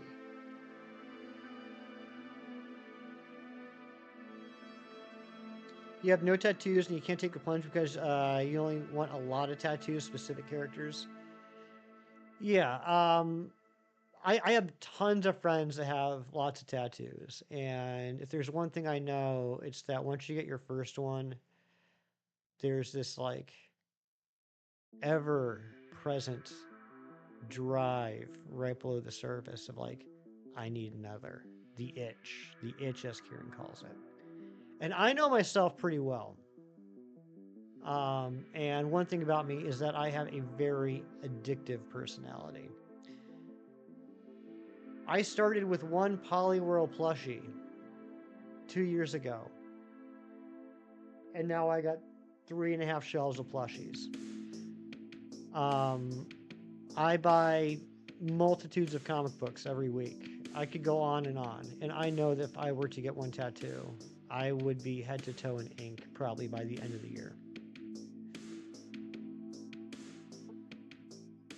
Torn between getting a feather tattoo like Dave Grohl has or a Moonlight Greatsword tattoo.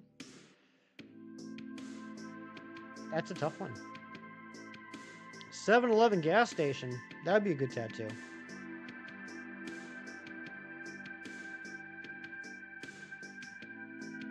New Prime flavors. I've never drank a Prime. I'm not a huge fan of energy drinks.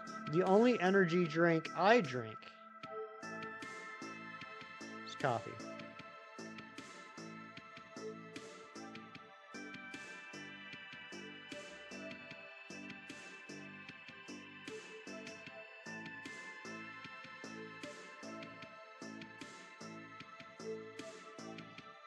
Prime's not an energy drink? I thought it was.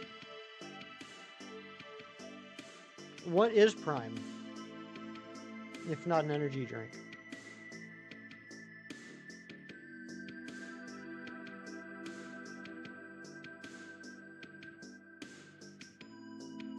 Sandra Music, thank you for the Kirklerks. It's like Gatorade, full of electrolytes. It's just a sports drink? I didn't know that. I thought it was an energy drink. Okay, that explains it. Thank you, Cheese. I thought I was crazy for a minute. So Prime makes both an energy drink and a sports drink. Now it's all making sense to me.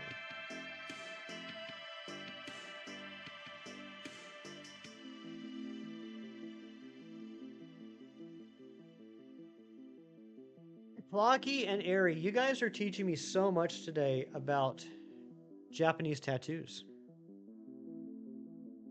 You liked and submarined. Good morning, Amber. How are you doing, my dear? You're in a double battle and 2 Pokemon are Poliwrath and Politoed? You better destroy those little so-and-sos. Small cans are energy. Okay, I think that's the only thing I've seen, Cheese. I don't think I've seen the sports drink version. Not that I've ever been actively looking, but I think the few times I've seen the Prime logo, it's been on sports, or it's been on energy drinks. They were big against them for a while because of the Yakuza.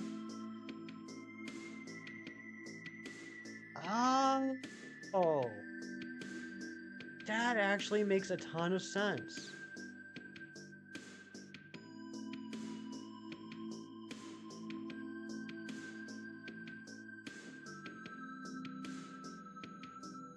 Thanks, Cheese. Now I know. Now I know. BRB, alright, Charmander, we'll be here. Have we already been streaming for 1 hour and 40 minutes? Is that correct? This time is just flying by. Going to the shop now. See you soon. Sounds good, Gaz.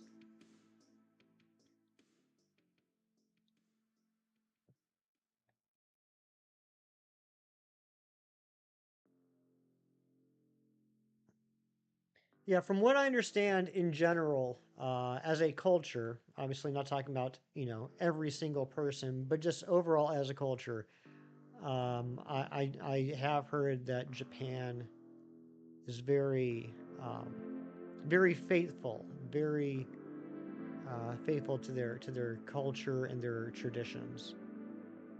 You just woke up. Miles was up last night with leg pain and a bad dream. Oh, I'm sorry, Amber.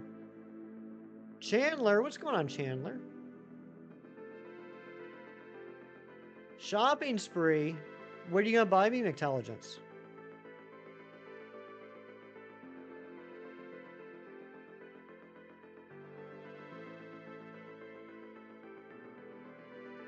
Come on, lower switch.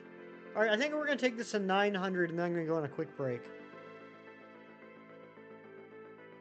For those of you that are new here, we have gotten quite a handful of new subs today. For those of you that are new here, typically about halfway through the stream, I take a quick break for a few minutes.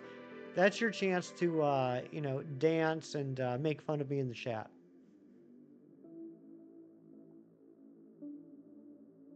Green got up with him, so he's still sleeping at the moment? Gotcha.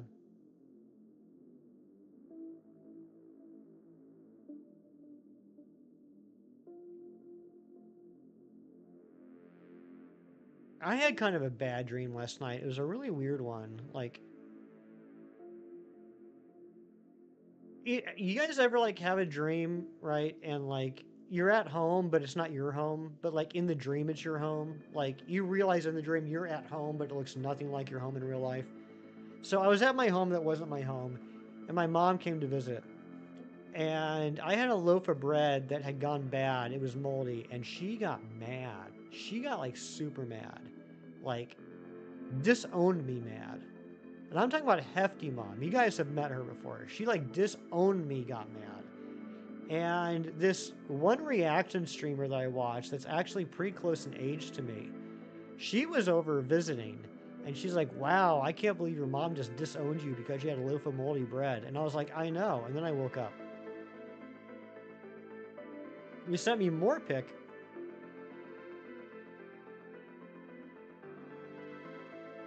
Okay, yep. And that's what I've seen. I've seen the second picture. I've seen the stuff in the second picture. I haven't seen the stuff in the first picture. DB Hans, what's up? I am doing well. I hope you're doing well as well. Koi fish, Mount Fuji, etc. Oh, that's cool.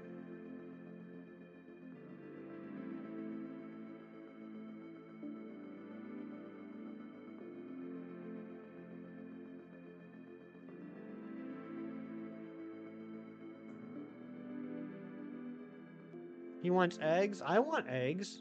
Make me eggs. Amber, make me eggs.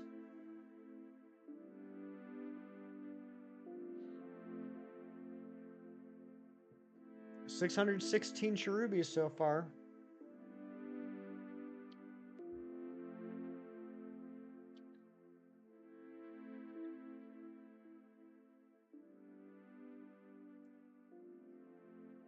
Clocky, get in line.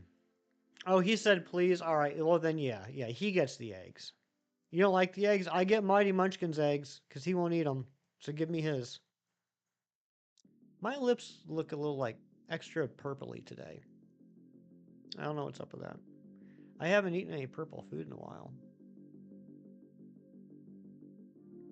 You're no. I'm gonna lose the race. You can just have him, Clocky. It's not even worth it for me to start a race. I think we're the same distance out. 4 hours?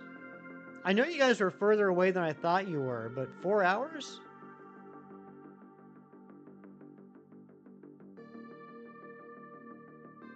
Pancakes with whipped cream. That sounds good. Yeah, Clocky, I'm 4 hours away. Actually, might even be closer to 4.5 hours.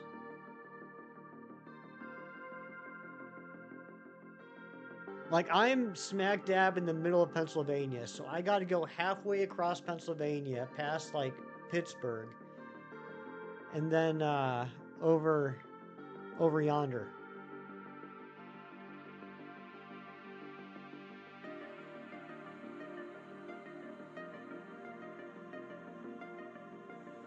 There's enough eggs for everyone? How many dozens of eggs did you buy?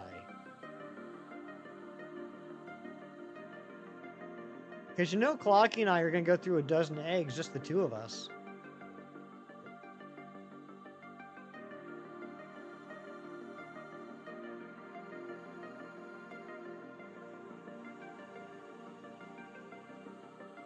Easily. Easily.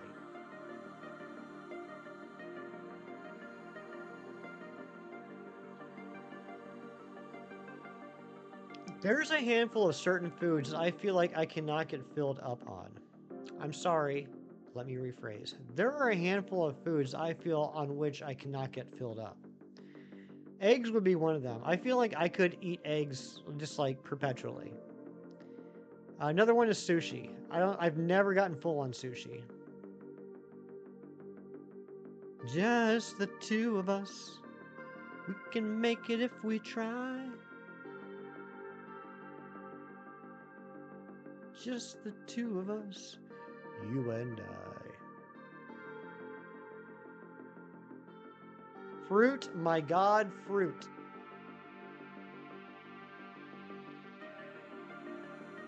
What, you can't get filled up on fruit? Oh, that's another thing. Not fruit, but fruit makes me think of vegetable. Veggie trays. I can house a veggie tray. You get hecka full on eggs. You add milk and cheese to your eggs and butter. Okay, that's fair. Like, if I was making classic grandma style scrambled eggs, I might get full on that. But if we're just talking like frying up some sunny sides, maybe some over easies, nah, I could do 50.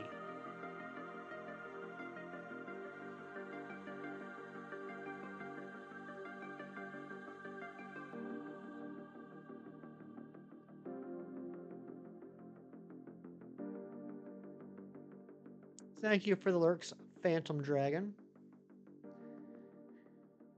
Phantom Dragon, I haven't talked to you really since you changed your name again, so I'm not sure. Would you prefer me to call you Phantom or Dragon?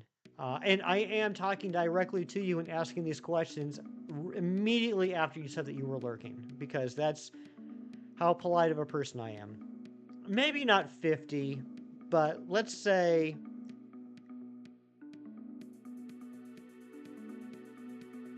more than 5. Ari, I can't tell if I can't tell if you're joking or not.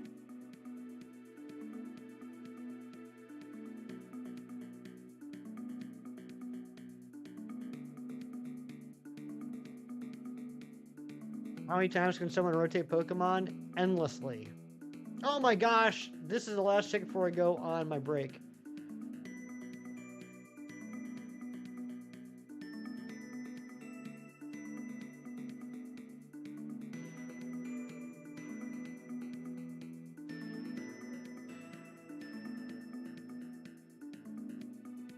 Phantom? Alright, I'll keep calling you Phantom then. Oh, we got a double squirrel right before I went on break. Gosh dang it. Alright, I'm gonna go on break. I'll be back in a couple minutes. Clocky. Clocky's gonna be in charge. Hang out, chit chat, dance, talk about me behind my back, whatever. I'll be back in a few minutes. Hang tight, guys.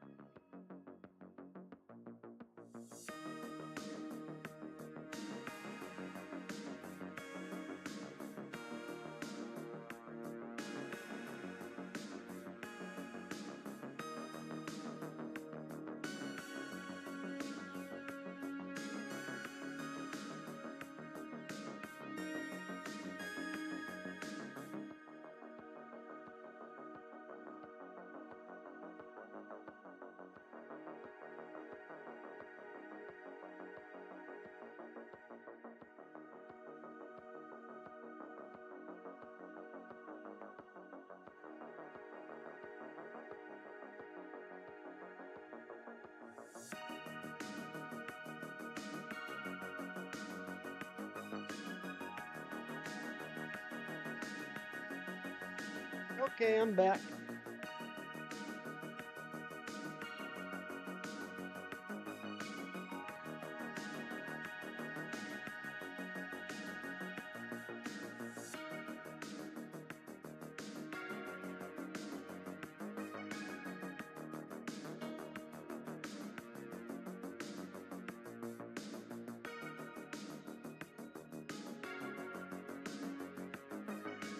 Thank you, Mighty Munchkin.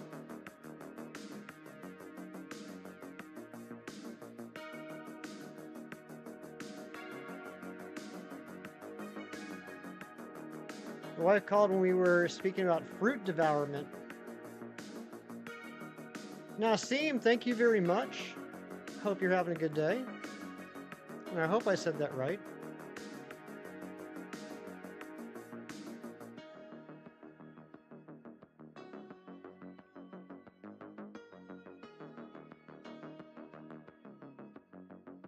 You taught the class about monotypes. Good job, Mighty Munchkin. You have tears in your eyes. Well, it's better than having tears in your nose. Whoops, I'm just spamming the button. Time as a kid, your mom had to hide fruit. You'd kill an entire cantaloupe in an afternoon and then get angry when there wasn't more. She's just going through cantaloupes like it's job, like it's today. She's ate a lot of cantaloupe. I can't talk today. And if I remember correctly, cantaloupes are not the cheapest of fruits. I don't know. I mess too much with my microphone and it keeps getting loose. A new student named Hefty. I hope I can pass this class. Reeves, thank you for the Kirklerks. What is a shiny? Well, a shiny, if we are talking about Pokemon, would be a Pokemon whose... You know what? I can't even say whose coloring is different. I can't say a Pokemon whose coloring is different because there are a handful of Pokemon that don't actually change coloring. They might have an item that changes coloring, like Kamala or the Tinkatuff line, or Tinkatun line, or Tinkatink line, however you want to look at it. Thank you, Mighty Munchkin. As an adult, you've eaten an entire watermelon? Wow. That is a lot of watermelon.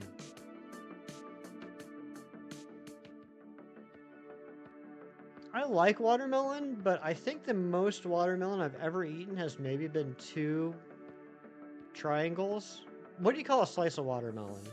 You know how they always give it to you in like triangular pieces? Why do we do that in the first place? But yeah, 2 triangles. Whoever gets the answer right gets a cookie. You're a good teacher. I like that idea. A slice. Yeah, but I mean, are slices? I mean, slices aren't always triangles. A wedge. A wedge. Wedge might be the answer. Welcome back, Charmander.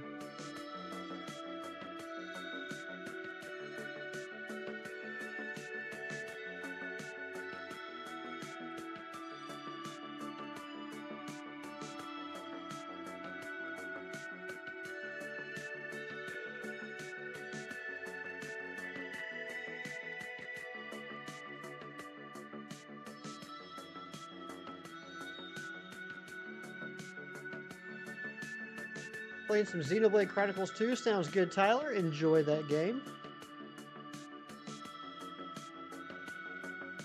You call it some watermelon. That might be the most accurate answer so far. Thank you, Larry.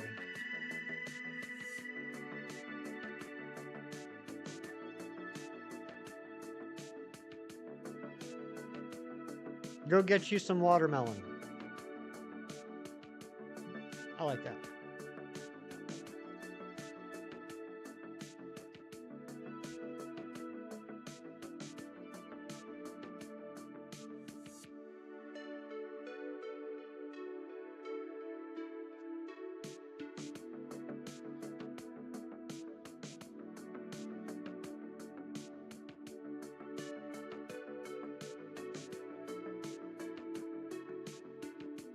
You had to run from a boss, Naganadel, because it was... Wait, you can run? I called you Airy? I'm sorry. I'm old, and I constantly get beautiful, smart, wonderful, kind, generous women confused in my head. You can run from bosses. So what happens if you run from a boss?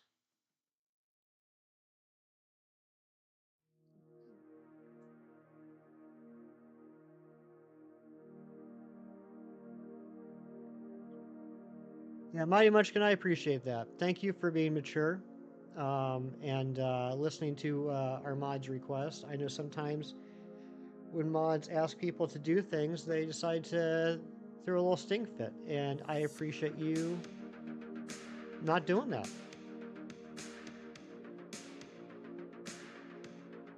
Same as if you would defeat it, your team gets healed, and so you could just skip the bosses? John Strecker, what's going on? Good to see you. You could just skip the bosses?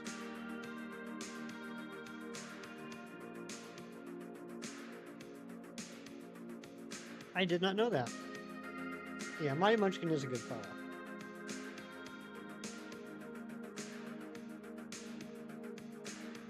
Jeez, how come you never told me that?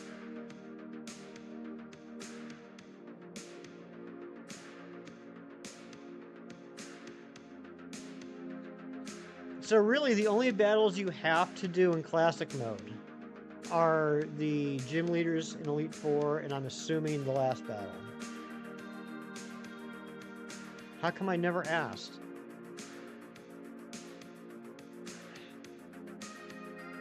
Because I would have had no reason to ask. I just assumed you couldn't. You gonna play Roblox with your cousin? Alright, Charmander, have fun with your cousin playing some Roblox.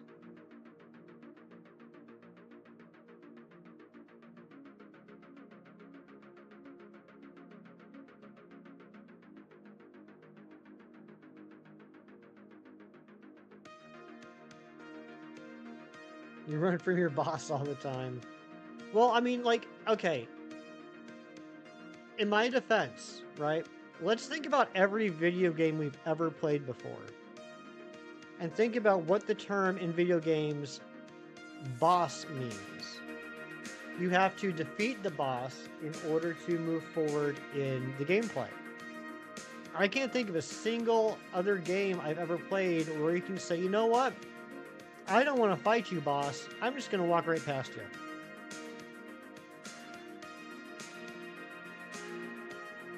I'm sure there probably are games like that, but not ones that I've played.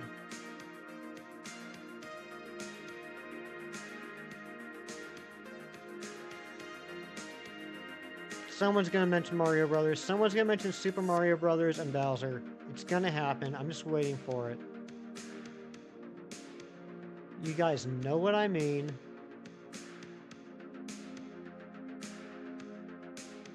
Yes, you can walk right past Bowser, but you still technically defeat him because you hit that axe and the bridge goes away and he falls into the lava.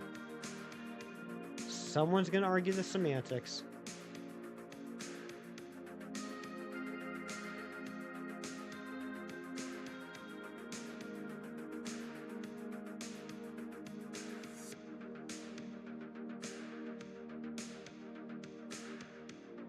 Got this all myself. Jerry, not so. What's going on, buddy? I was talking about you earlier.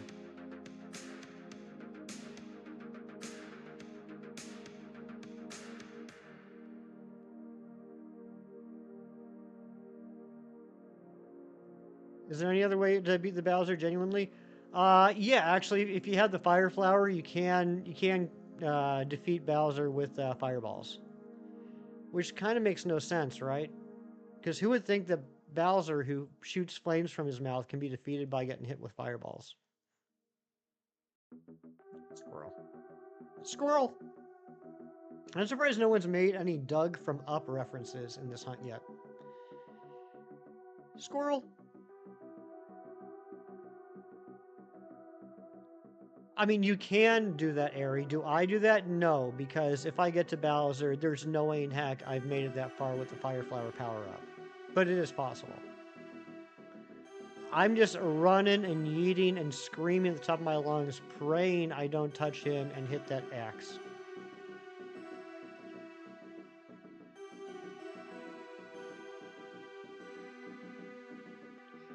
I think I mentioned this before, but it bears repeating. Hey, sub count went up by 1. Thank you much. Thank you much. I can't. I seriously cannot, Karen. I can't today. Karen. I'm starting over. No, I'm quitting. You're in charge. You finish the stream.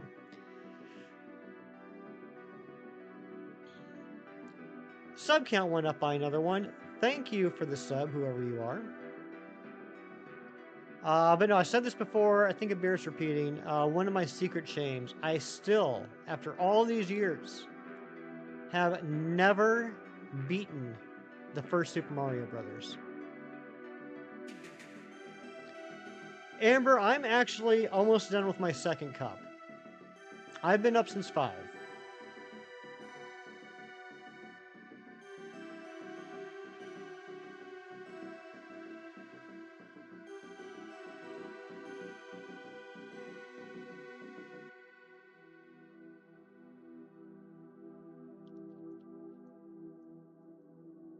Nabil, what's going on?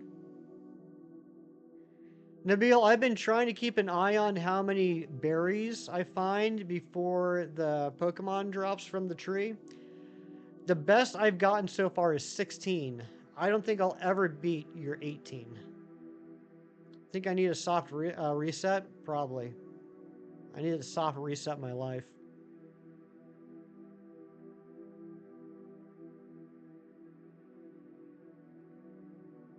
Need to change the settings to English. Thanks, Kieran. I need to because we only allow English in the chat.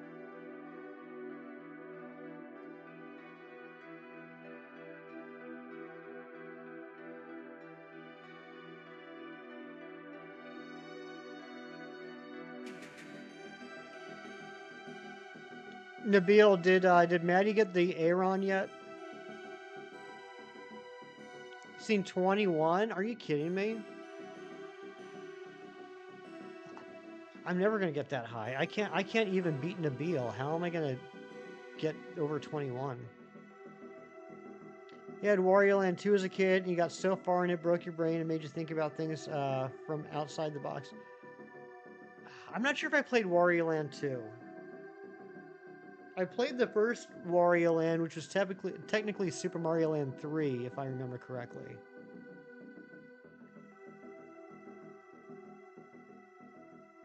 You got 7 once.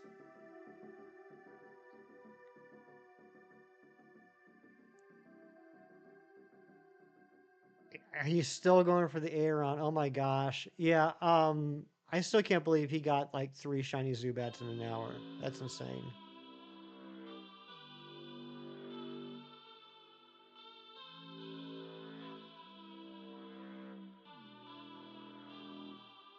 Recently, HDV and I have been going live about the same time on the weekends.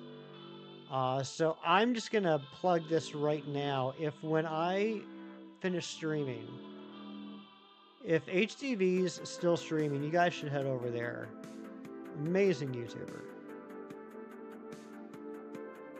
Starts with a giant coiled up snake boss. Okay.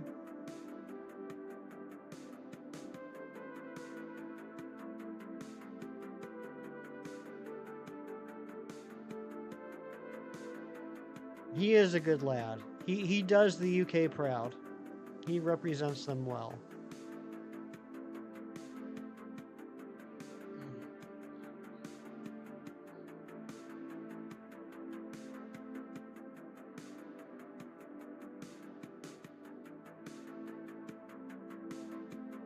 Oh, he ended stream already?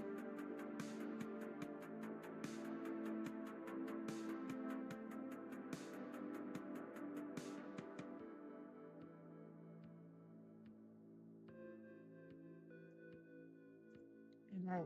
I was hoping to catch a little bit of it. Wasn't feeling too good. Aww. Poor Maddie.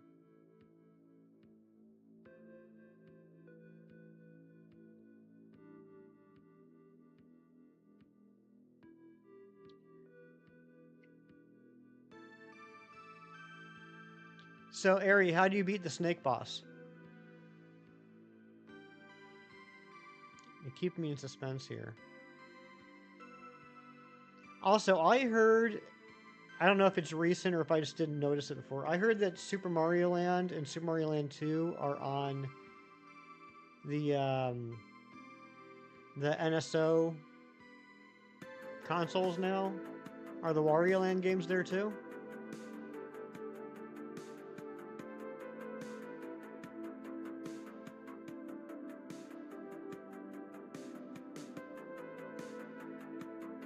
When they added the Game Boy games to the NSO, I played the first Kirby.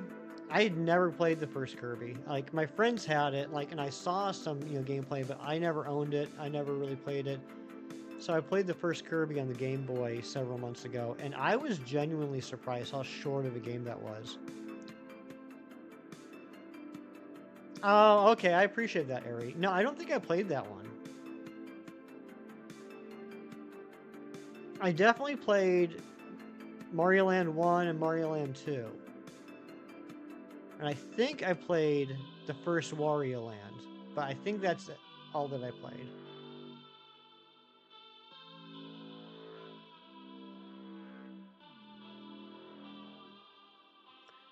So speaking of Kirby, I beat Kirby and the Forgotten Land the other day.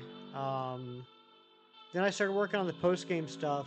Literally all I have left to do is beat the Ultimate Tournament Z, which has the final, ultra final Uber boss. And after that's beaten, I think that unlocks the last 4 trophies I can get from the gacha game. And then I'm done with that. But that last boss is causing me some difficulty. I think what I'm going to do is I'm going to farm the base tournament to get some rare stones so that I can upgrade the attack power of my sword power up and see if that helps out. You're so proud you never played Kirby before and you never will? Oh my goodness. Definite Kirby hate. I forgot you hate Kirby, Nabil. That's such a wild thing. Hey, Charmander, take care. Thanks for popping in. Good to see you. Hope to see you again. Hope you have a great rest of your day. The Eldritch Horror that is Kirby bosses. I'm telling you, that last one is just nuts. And it's got 3 phases. I can get to the 3rd phase, but I don't have near enough life by the time I get there to take it out.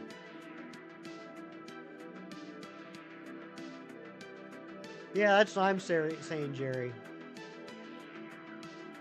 I've seen people be like, I don't really care for the Kirby games, or I never got into them, but Nabil is the only person I've ever met that has a straight up hatred for Kirby. It cracks me up.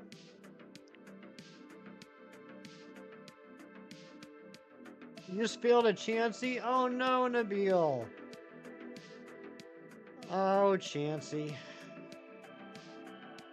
Remember back when Chansey was a hard shiny to get? Remember back when, like, only the really awesome shiny hunters would have a shiny Chansey? The boss caused you some difficulties when you're playing that game and beating it, though. I think it's best to try and dodge and smack it. Yeah, I've only gotten to the final form like 3 or 4 times, and so I haven't had enough chance to really get used to the patterns yet. But I mean, yeah, I mean, I can already tell like dodging is going to be like pinpoint dodging is precise dodging is going to be vital to that battle. You didn't even save. You didn't. Oh my gosh, it had double edge. I'm so sorry, Nabil. I'm so sorry. That totally wasn't Kirby. Kirby Karma. At least it isn't Tapu Lele. True. True. I still gotta get that Lele at some point. I don't know when we're gonna bring Dynamax Adventures back. Eventually. I think I might continue to just double pound. That's not the... No. I think I'm going to continue to double up the Dynamax Adventure hunts. Yeah, exactly, Tyler. That one will mess you up bad. The first time I got to that form, I had like a sliver of health left. I didn't even know it went to a 3rd form. I thought I beat it. And it immediately did a black hole attack. I didn't know anything about the attacks. I didn't know what to expect. It sucked me into that black hole, and it was just like, you're done. You're absolutely done. Sir Soggy Cilantro, what is going on, my friend? You blame Kirby? I would too. Struggling on a Viola battle.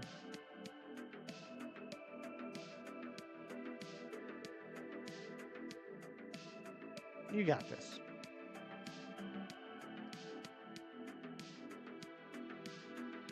I think we're going to take this up to 1,000 checks today, guys. Moonstruck Blossom from a Kirby game. I know Kirby has fantastic soundtracks. I don't know the track titles. I'm still fairly new to the Kirby franchise. I've only played a handful of Kirby games.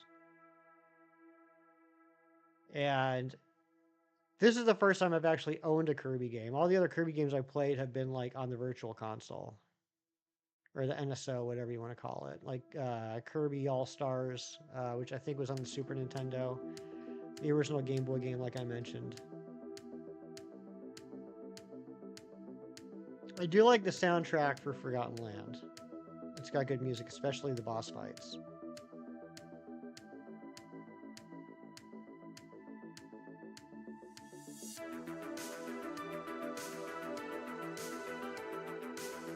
Kirby game on the Wii had such fun multiplayer. Which game was that?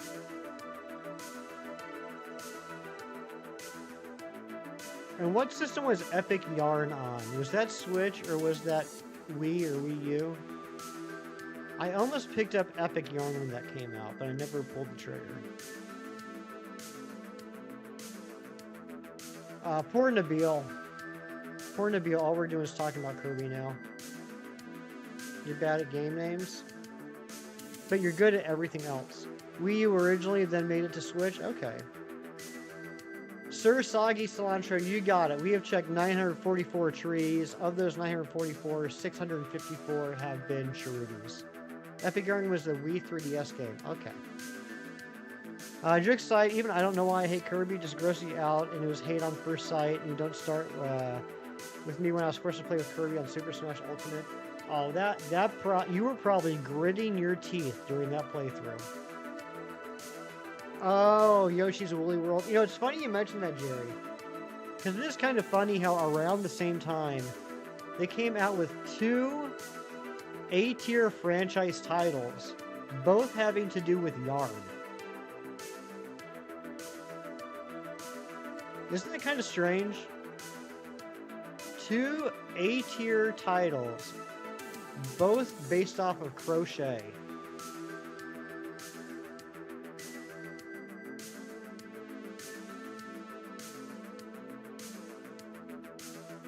I mean, I'm not saying they were released the same day or anything, but I think they were like maybe a year or 2 apart, if that.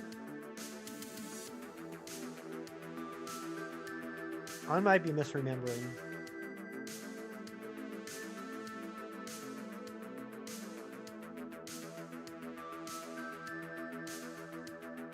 You're so annoying back then. Of all characters, Kirby only survived the start, really? Oh, yeah.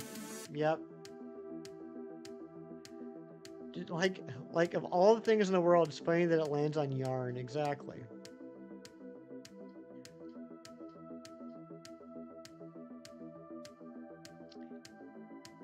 Honestly, I'm not a huge fan of what I call gimmick games and franchises. And what I mean by that is I'll give you a for instance. And I'm not saying I dislike all gimmick games, but just as a whole, I typically like the gimmick games less than the non-gimmick games. And here's what I mean by that.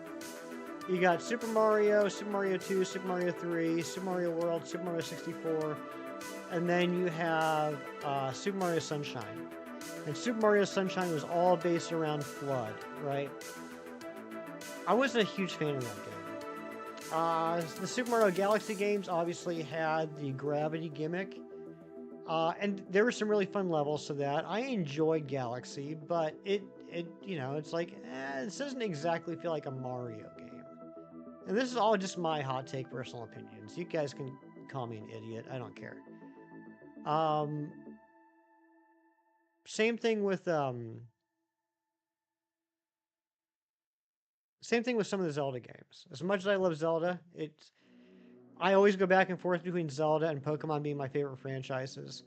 There are some of the Zelda games I felt like this is a gimmick version of Zelda.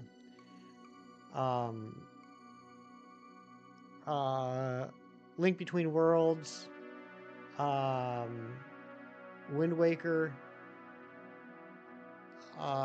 Real hot take coming in right here, and I apologize for this in advance. Breath of the Wild / Tears of the Kingdom. And when I say gimmick game, I don't mean bad. I don't mean bad. I just mean it's like, it's the X version of Mario. It's the X version of Zelda. And so, like, I think Kirby's Epic Yarn and Yoshi's Woolly World would be like that, too. It's the Yarn version of Yoshi. It's the Yarn version of Kirby.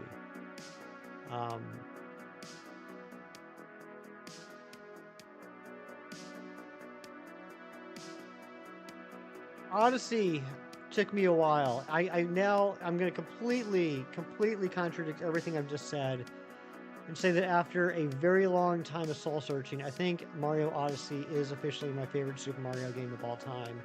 And that is nothing if not a gimmick game. It's all about that cap. But despite that, in spite of the cap gimmick, I just think they did such a great job with it. It's my favorite of all time.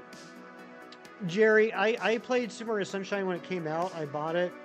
It is, to date, the only Mario game that I have not only not beaten, but didn't invest too much time into trying to beat it. I have invested tons of time trying to beat the original Super Mario Brothers. with Super Mario Sunshine, there were many times where I played through it and I just got to a point that I was like, yeah, I just don't care anymore.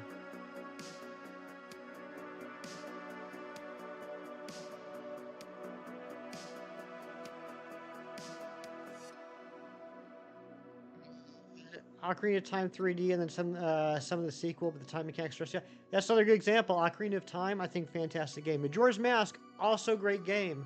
Also great game. But it's a gimmick game. It's all about that countdown. It's all about that time mechanic. It's also one of the reasons why I've never been a fan of Pokemon gimmicks. I've never been a big fan of uh, terrestrializing. I've never been a big fan of Gigantamax. I've never been a big fan of Z moves. And most controversial, I might be the only one out there in the entire world that feels this way. I was never a big fan of Mega Evolutions. The weather is sand for me right now. I know, I am just getting sunk into that sand. Might as well just hand me a shovel because I'm digging myself deep. Stupid squirrel. Thankfully, it doesn't look like I lost any subs over that hot take, though. And thanks again to all the new subs today. We absolutely blew the sub goal out of the water fairly early on in the stream as well.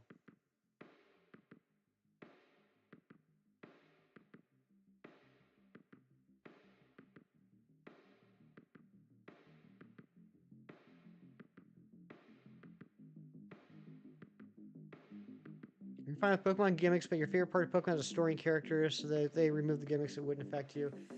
Yeah, I feel like it's actually kind of a compliment towards Pokemon, the way I look at it. I feel like the concept of Pokemon is perfect enough. They don't need to add these additional mechanics. That's how I look at it. But you know what? The beauty is, with very few exceptions, you're never required to use the mechanics. There's always at least one or two required mechanic usages, like for story purposes. But it's not like you're forced to Mega Evolve. You're not forced to Gigantamax. You're not forced to Terrestrialize all the time in your playthroughs. So I just choose not to use them. So when people ask me, like, what do I think the next gimmick is going to be, I genuinely don't have much of an opinion because I don't see myself really using it, so it doesn't really matter to me.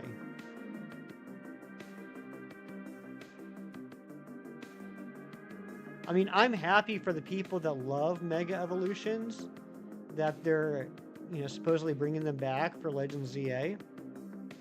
I'm really happy for people that enjoy Mega Evolutions. It just doesn't really matter to me.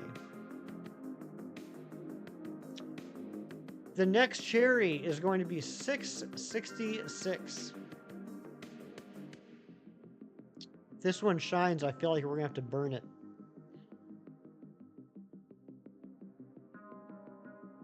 Jigglycloth, what's going on?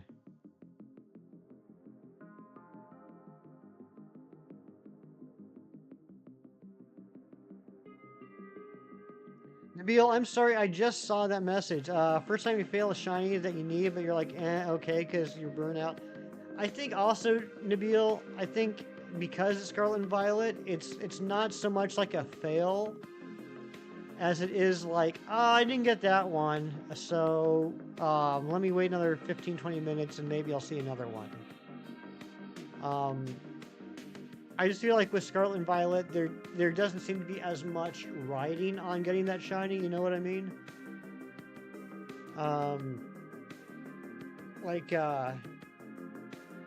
You know, like if you're doing like a starter hunt in Heart Gold Soul Silver, let's say, you've probably invested a ton of time into getting that shiny, and when that shiny starter shows up and you accidentally reset over it, you're going to be devastated because you know how much time and effort you put into that. Whereas if you know, hypothetically, you're doing a mass outbreak with the Sparkling Sandwich and Scarlet and Violet, and you accidentally KO a shiny, yeah, it stinks, but you know, there's a decent chance you might see another one pretty soon after that. Like, I think that's the difference, is that with Scarlet and Violet, the reclaims don't typically seem to require as much effort. 22 hours on a Zangoose? Nabil, I love you to death. You're one of my favorite people on the YouTube. You are one of the most positive, upbeat, and supportive people I've ever met, and it is an absolute pleasure every moment I get to have you in this chat or I see you on other channels. But my goodness, you have had some of the worst shiny luck I have ever heard. I am so sorry, dude. You've had some good luck too, but you have had some crazy bad hunts. Like, you have to, I do wish the Megas weren't only a battle mechanic. I wish there was some way to either keep them with those evolutions or somehow access them outside of battle. Exactly. That's my biggest hang up with Mega Evolutions. As an absolute OCD, addictive, like, collector, it drives me nuts that I can't have a Mega Evolution Pokemon. I can only choose to use it within a battle, and then it's gone again. If you're gonna make a new Pokemon, just make a new frickin' Pokemon. And gimme. I mean, I like a lot of the designs of Mega Pokemon. There's some really cool Mega Pokemon designs. It just annoys me that I can't just have that Pokemon. Going to Sainsbury's and then you're making Ghastly? Sweet Gaz. Yeah, I know, but hear this too. Alright, I'm listening, Nabil. You want Mega Blaziken? Because me and Hefty love yeah, Mega Blaziken, that's a great example. Incredible design. I really like the design of Mega Blaziken. Just let me have it. How weird is that Gen 7 had 2 gimmicks in retrospect? It's actually pretty weird. It is pretty weird. Part of it makes me think, again, based off of no data, no evidence, no research, just gut feeling, Ari. Kind of makes me feel like Game Freak themselves didn't have too much confidence in the Z-move gimmick being a big hit. From Outbreak Event and Scarlet Violet, only need 2 Horsey, but really burn out Scarlet Violet. Plus, it's on water and doesn't change much. You really don't care about it, but only for today. You try it. 3 shinies before 60k, no sandwich. That's pretty awesome, Nabil. Yeah, and I know those water hunts can be tough. I personally love the shiny Horsey line. But, and actually I'm kind of jealous about that. I might actually do that hunt this afternoon. Because I was talking about this at the beginning of the stream. While I haven't played Scarlet and Violet in a while, I don't think I have any shinies with the kindly mark. And I like all 3. I like all 3 lines. I like the Horsey line, I like the Lotad line, and I like the Finizen line. So I might actually try and go for one of each. That feels right? Yeah, that's what I'm saying. Like, do I know it for certain? No. Have I seen any evidence to say that? No. But it just kind of feels right. Kind of like the whole Zygarde thing in Gen 7. Have I found any data that says that the whole Zygarde storyline in Sun and Moon was meant for Pokemon Z? No. But it feels right, because the whole storyline felt a little tacked on to Sun and Moon. You gonna be lurking while playing Minecraft? Sounds good, Tyler. Mighty Munchkin, if you're still here, have a great day. I was going off on a little bit of a tangent, so if you already left, you're not hearing this. But if you are still hearing this, I hope you have a great day, buddy.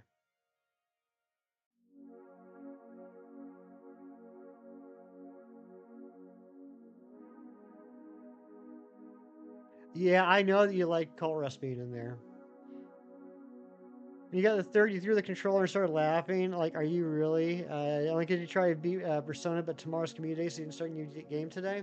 That's right, tomorrow is Community Day. It's the Gumi Community Day, and I am so freaking happy you're doing 2 times catch candy, because I need so many candies. I'm gonna need what? 400 and... does Gumi evolve into Sliggoo at 25 candies or 50 candies? Grimsley, Team Rainbow Rocket, yeah. There was a lot of really cool callbacks in Ultra Sun, Ultra Moon. Looker.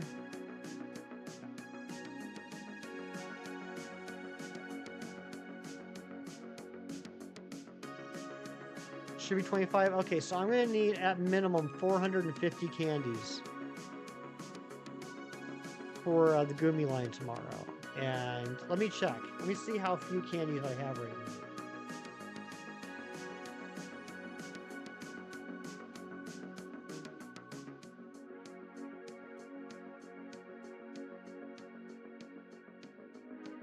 He's a silly Billy. He is. He's the silliest of Billies.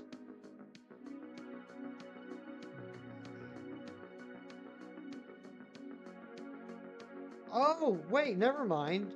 Sliggoo evolves at 100 candy. For some reason, I thought it evolved at 400. Oh, we're golden. Yeah, I only need 150 candy? We're fine. Why did I think it evolved at 400 candies?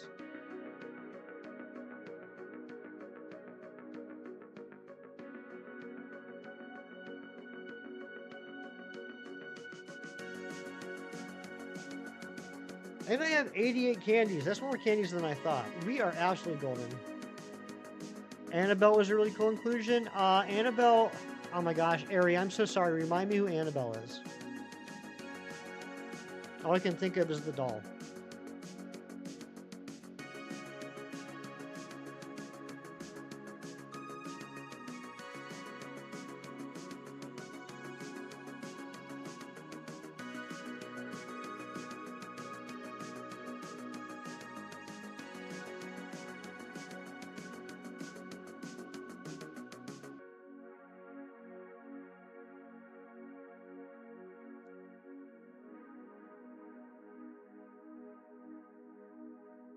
Oh, okay, yeah, gotcha, Ari. Yeah, I remember her. Yeah, she was a cutie. Okay, yeah, thank you, Nabil. Yeah, I don't know why I was thinking 400. I thought it was one of those crazy ones like Noibat or Magikarp or Whalmer.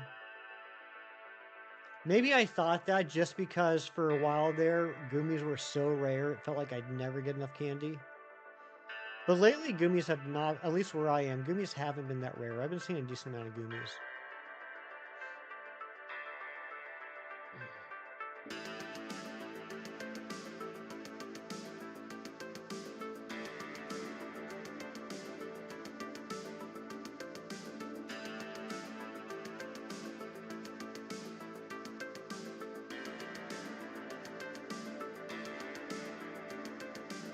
Yeah, I think I'm going to jump right into Scarlet and Violet after stream. See if I can get those 3 shinies.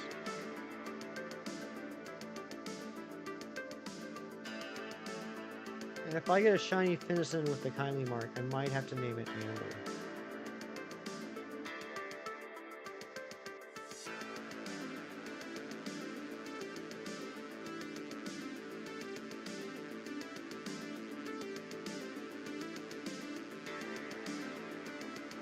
You know, I put most frustrating hunt question mark in the title of the stream, kind of to be a little clickbaity. And kind of because I figured this would be kind of an annoying hunt, but I gotta be honest, it's been kind of flying. I mean, the checks aren't super fast, you know, and the amount of time it does, the amount of time it takes to do a check varies by how many berries you get. But this is kind of a relaxing hunt. Speaking of Caterpie, you gotta come clean. Uh-oh. Uh-oh. What are we about to find out, Ari? These are only 2 stages, that's why you don't care for Volcarona event right now. Should get a community in the far future, plus egg events on Pogo, or just scams? I don't do the egg events.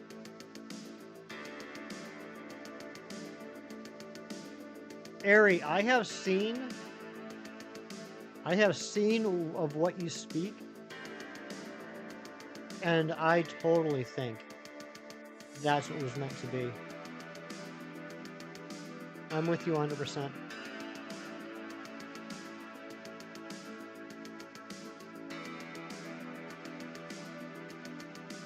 I mean, there's just too many similarities in the designs. That may not have been where they ended up, but I have to believe that's where they started.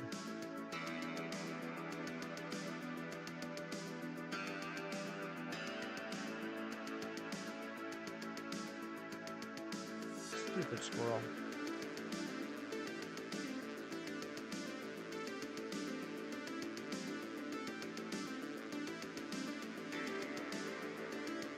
I mean, look at a Venonat's eyes. Look at a Venonat's mouth.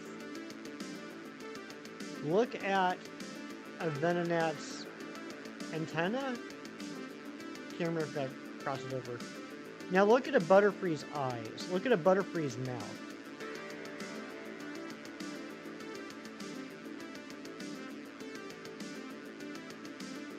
I think so too, Ari. Wanted to have it match Beedrill. They switched around the designs. Or switched around the evolutions, I guess. Look at a Metapod's eyes. Look at a Venomoth's eyes.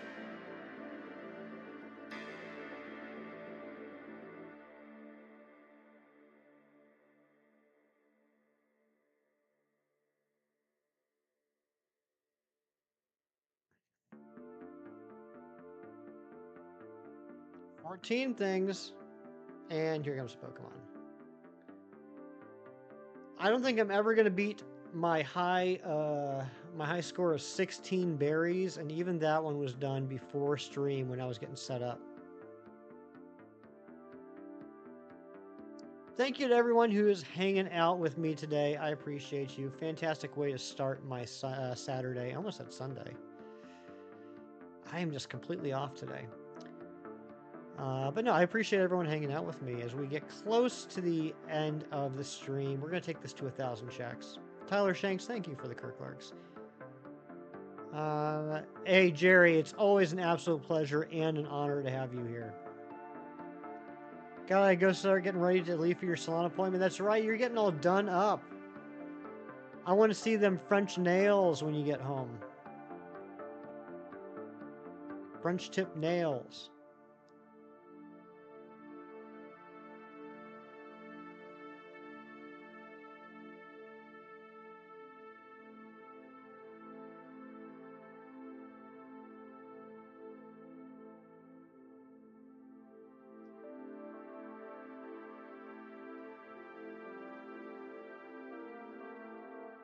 Yeah, and I want to see your haircut too. Nabil, I agree. I agree. The shiny Butterfree should definitely have been the pink one. Or at the very least, right? When Gen 4 came out and they introduced all the gender differences, they should have made the female Butterfree the pink Butterfree. Instead, they just changed the pattern on the wings. There is zero excuse why we never got a pink Butterfree, either from shiny form or from gender form.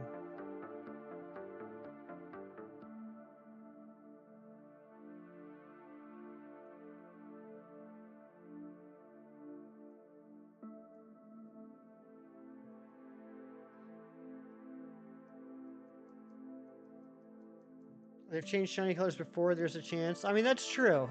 That's true.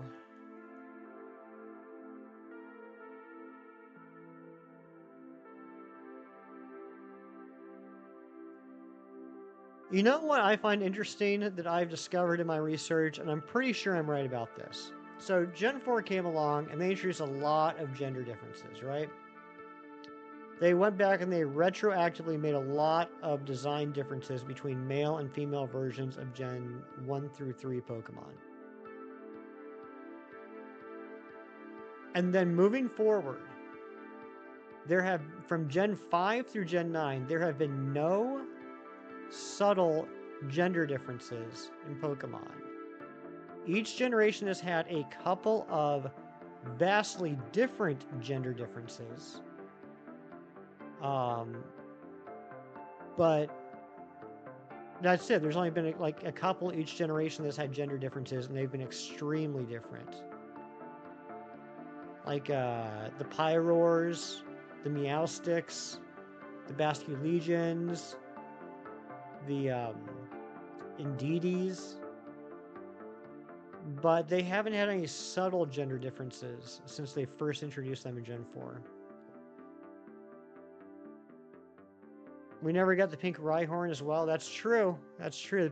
The pink Butterfree could have been from that island. Wouldn't that have been like a crazy like lore, piece that the pink Butterfree that we met all the way back then had actually flown over from Pink Island? Yeah, like they made gender differences such a huge thing in Gen 4, right? I mean, they introduced tons of gender differences, tons of them. And since that gen, there's only been like one or two Pokemon per gen that have had any gender differences. And they were vastly different.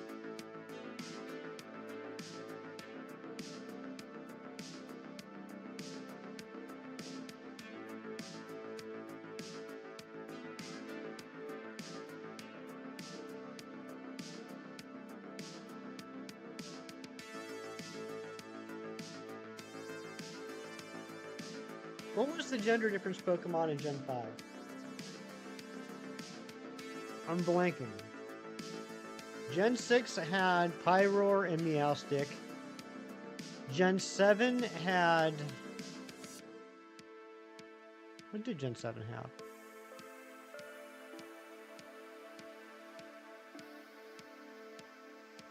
Gen 8 had Indeedee and Basculegion. So questionable about male Gardevoir. I mean, yeah, I guess if you want to go down that path, we can talk about male Gardevoir, we can talk about male Lopunny, we can talk about female Machamp, female Mr. Mime.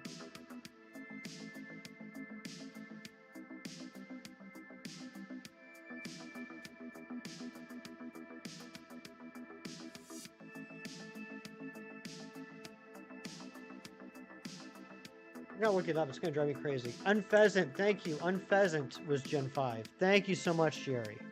Yeah, Unpheasant was the gender difference in Gen 5. Was there one in Gen 7? And I don't mean like Salandit. Obviously, only female Salandit evolves into Salazzle, but the sprite between the male and female wasn't different. Cito, thank you for the Kirklerks. Or, I'm sorry, not the sprite. Because once we get to the 3D games, they're no longer called sprites, they're called models. The model between the male and female wasn't different. I'm going to look it up.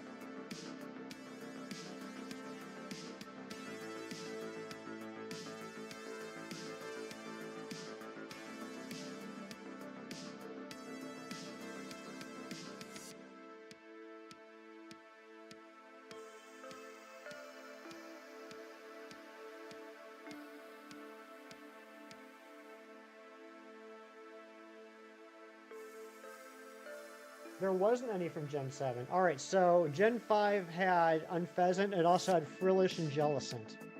Gen 6 had Pyroar and Meowstic. Gen 8 had Indeedee and Basculegion. And Gen 9 had Oinkologne.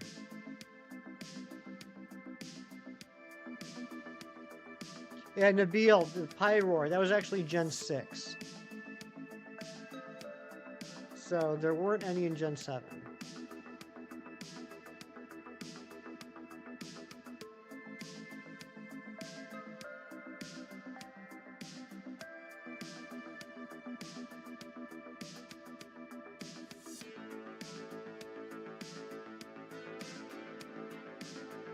Makes me wonder if they got to the point around Gen 5 where they're like, you know what, we have so many freaking Pokemon now.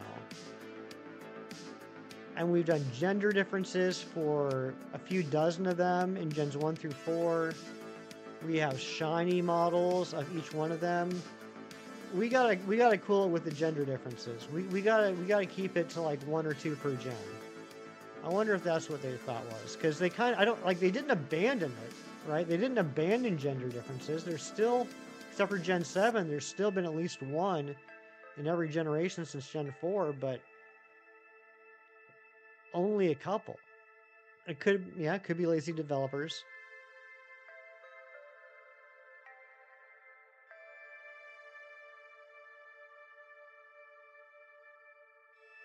All right, here we go. We have one more reset after this one. Let's see if we can get a shiny. Buzzer beater shiny. Come on, Cherubi. This hunt has been brought to you by Reeves and Galactic Admin Ariana. Any complaints can be filed with the two of them.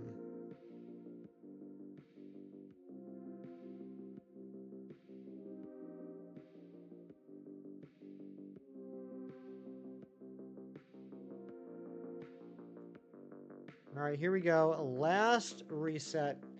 While this is resetting, let me just say thank you to Clocky for the gifted membership that went out to Rolanda today. I appreciate that. Thank you to all the new subscribers. And thank you to everyone that's in the chat right now for hanging out, keeping me company while I do this hunt.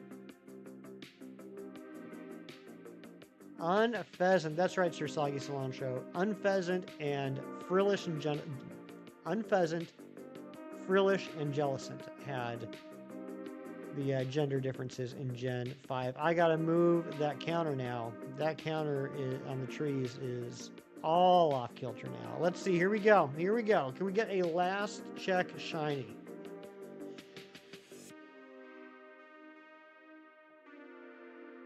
Thank you for keeping us here. Jerry's talking like I locked you all in, which I kind of did.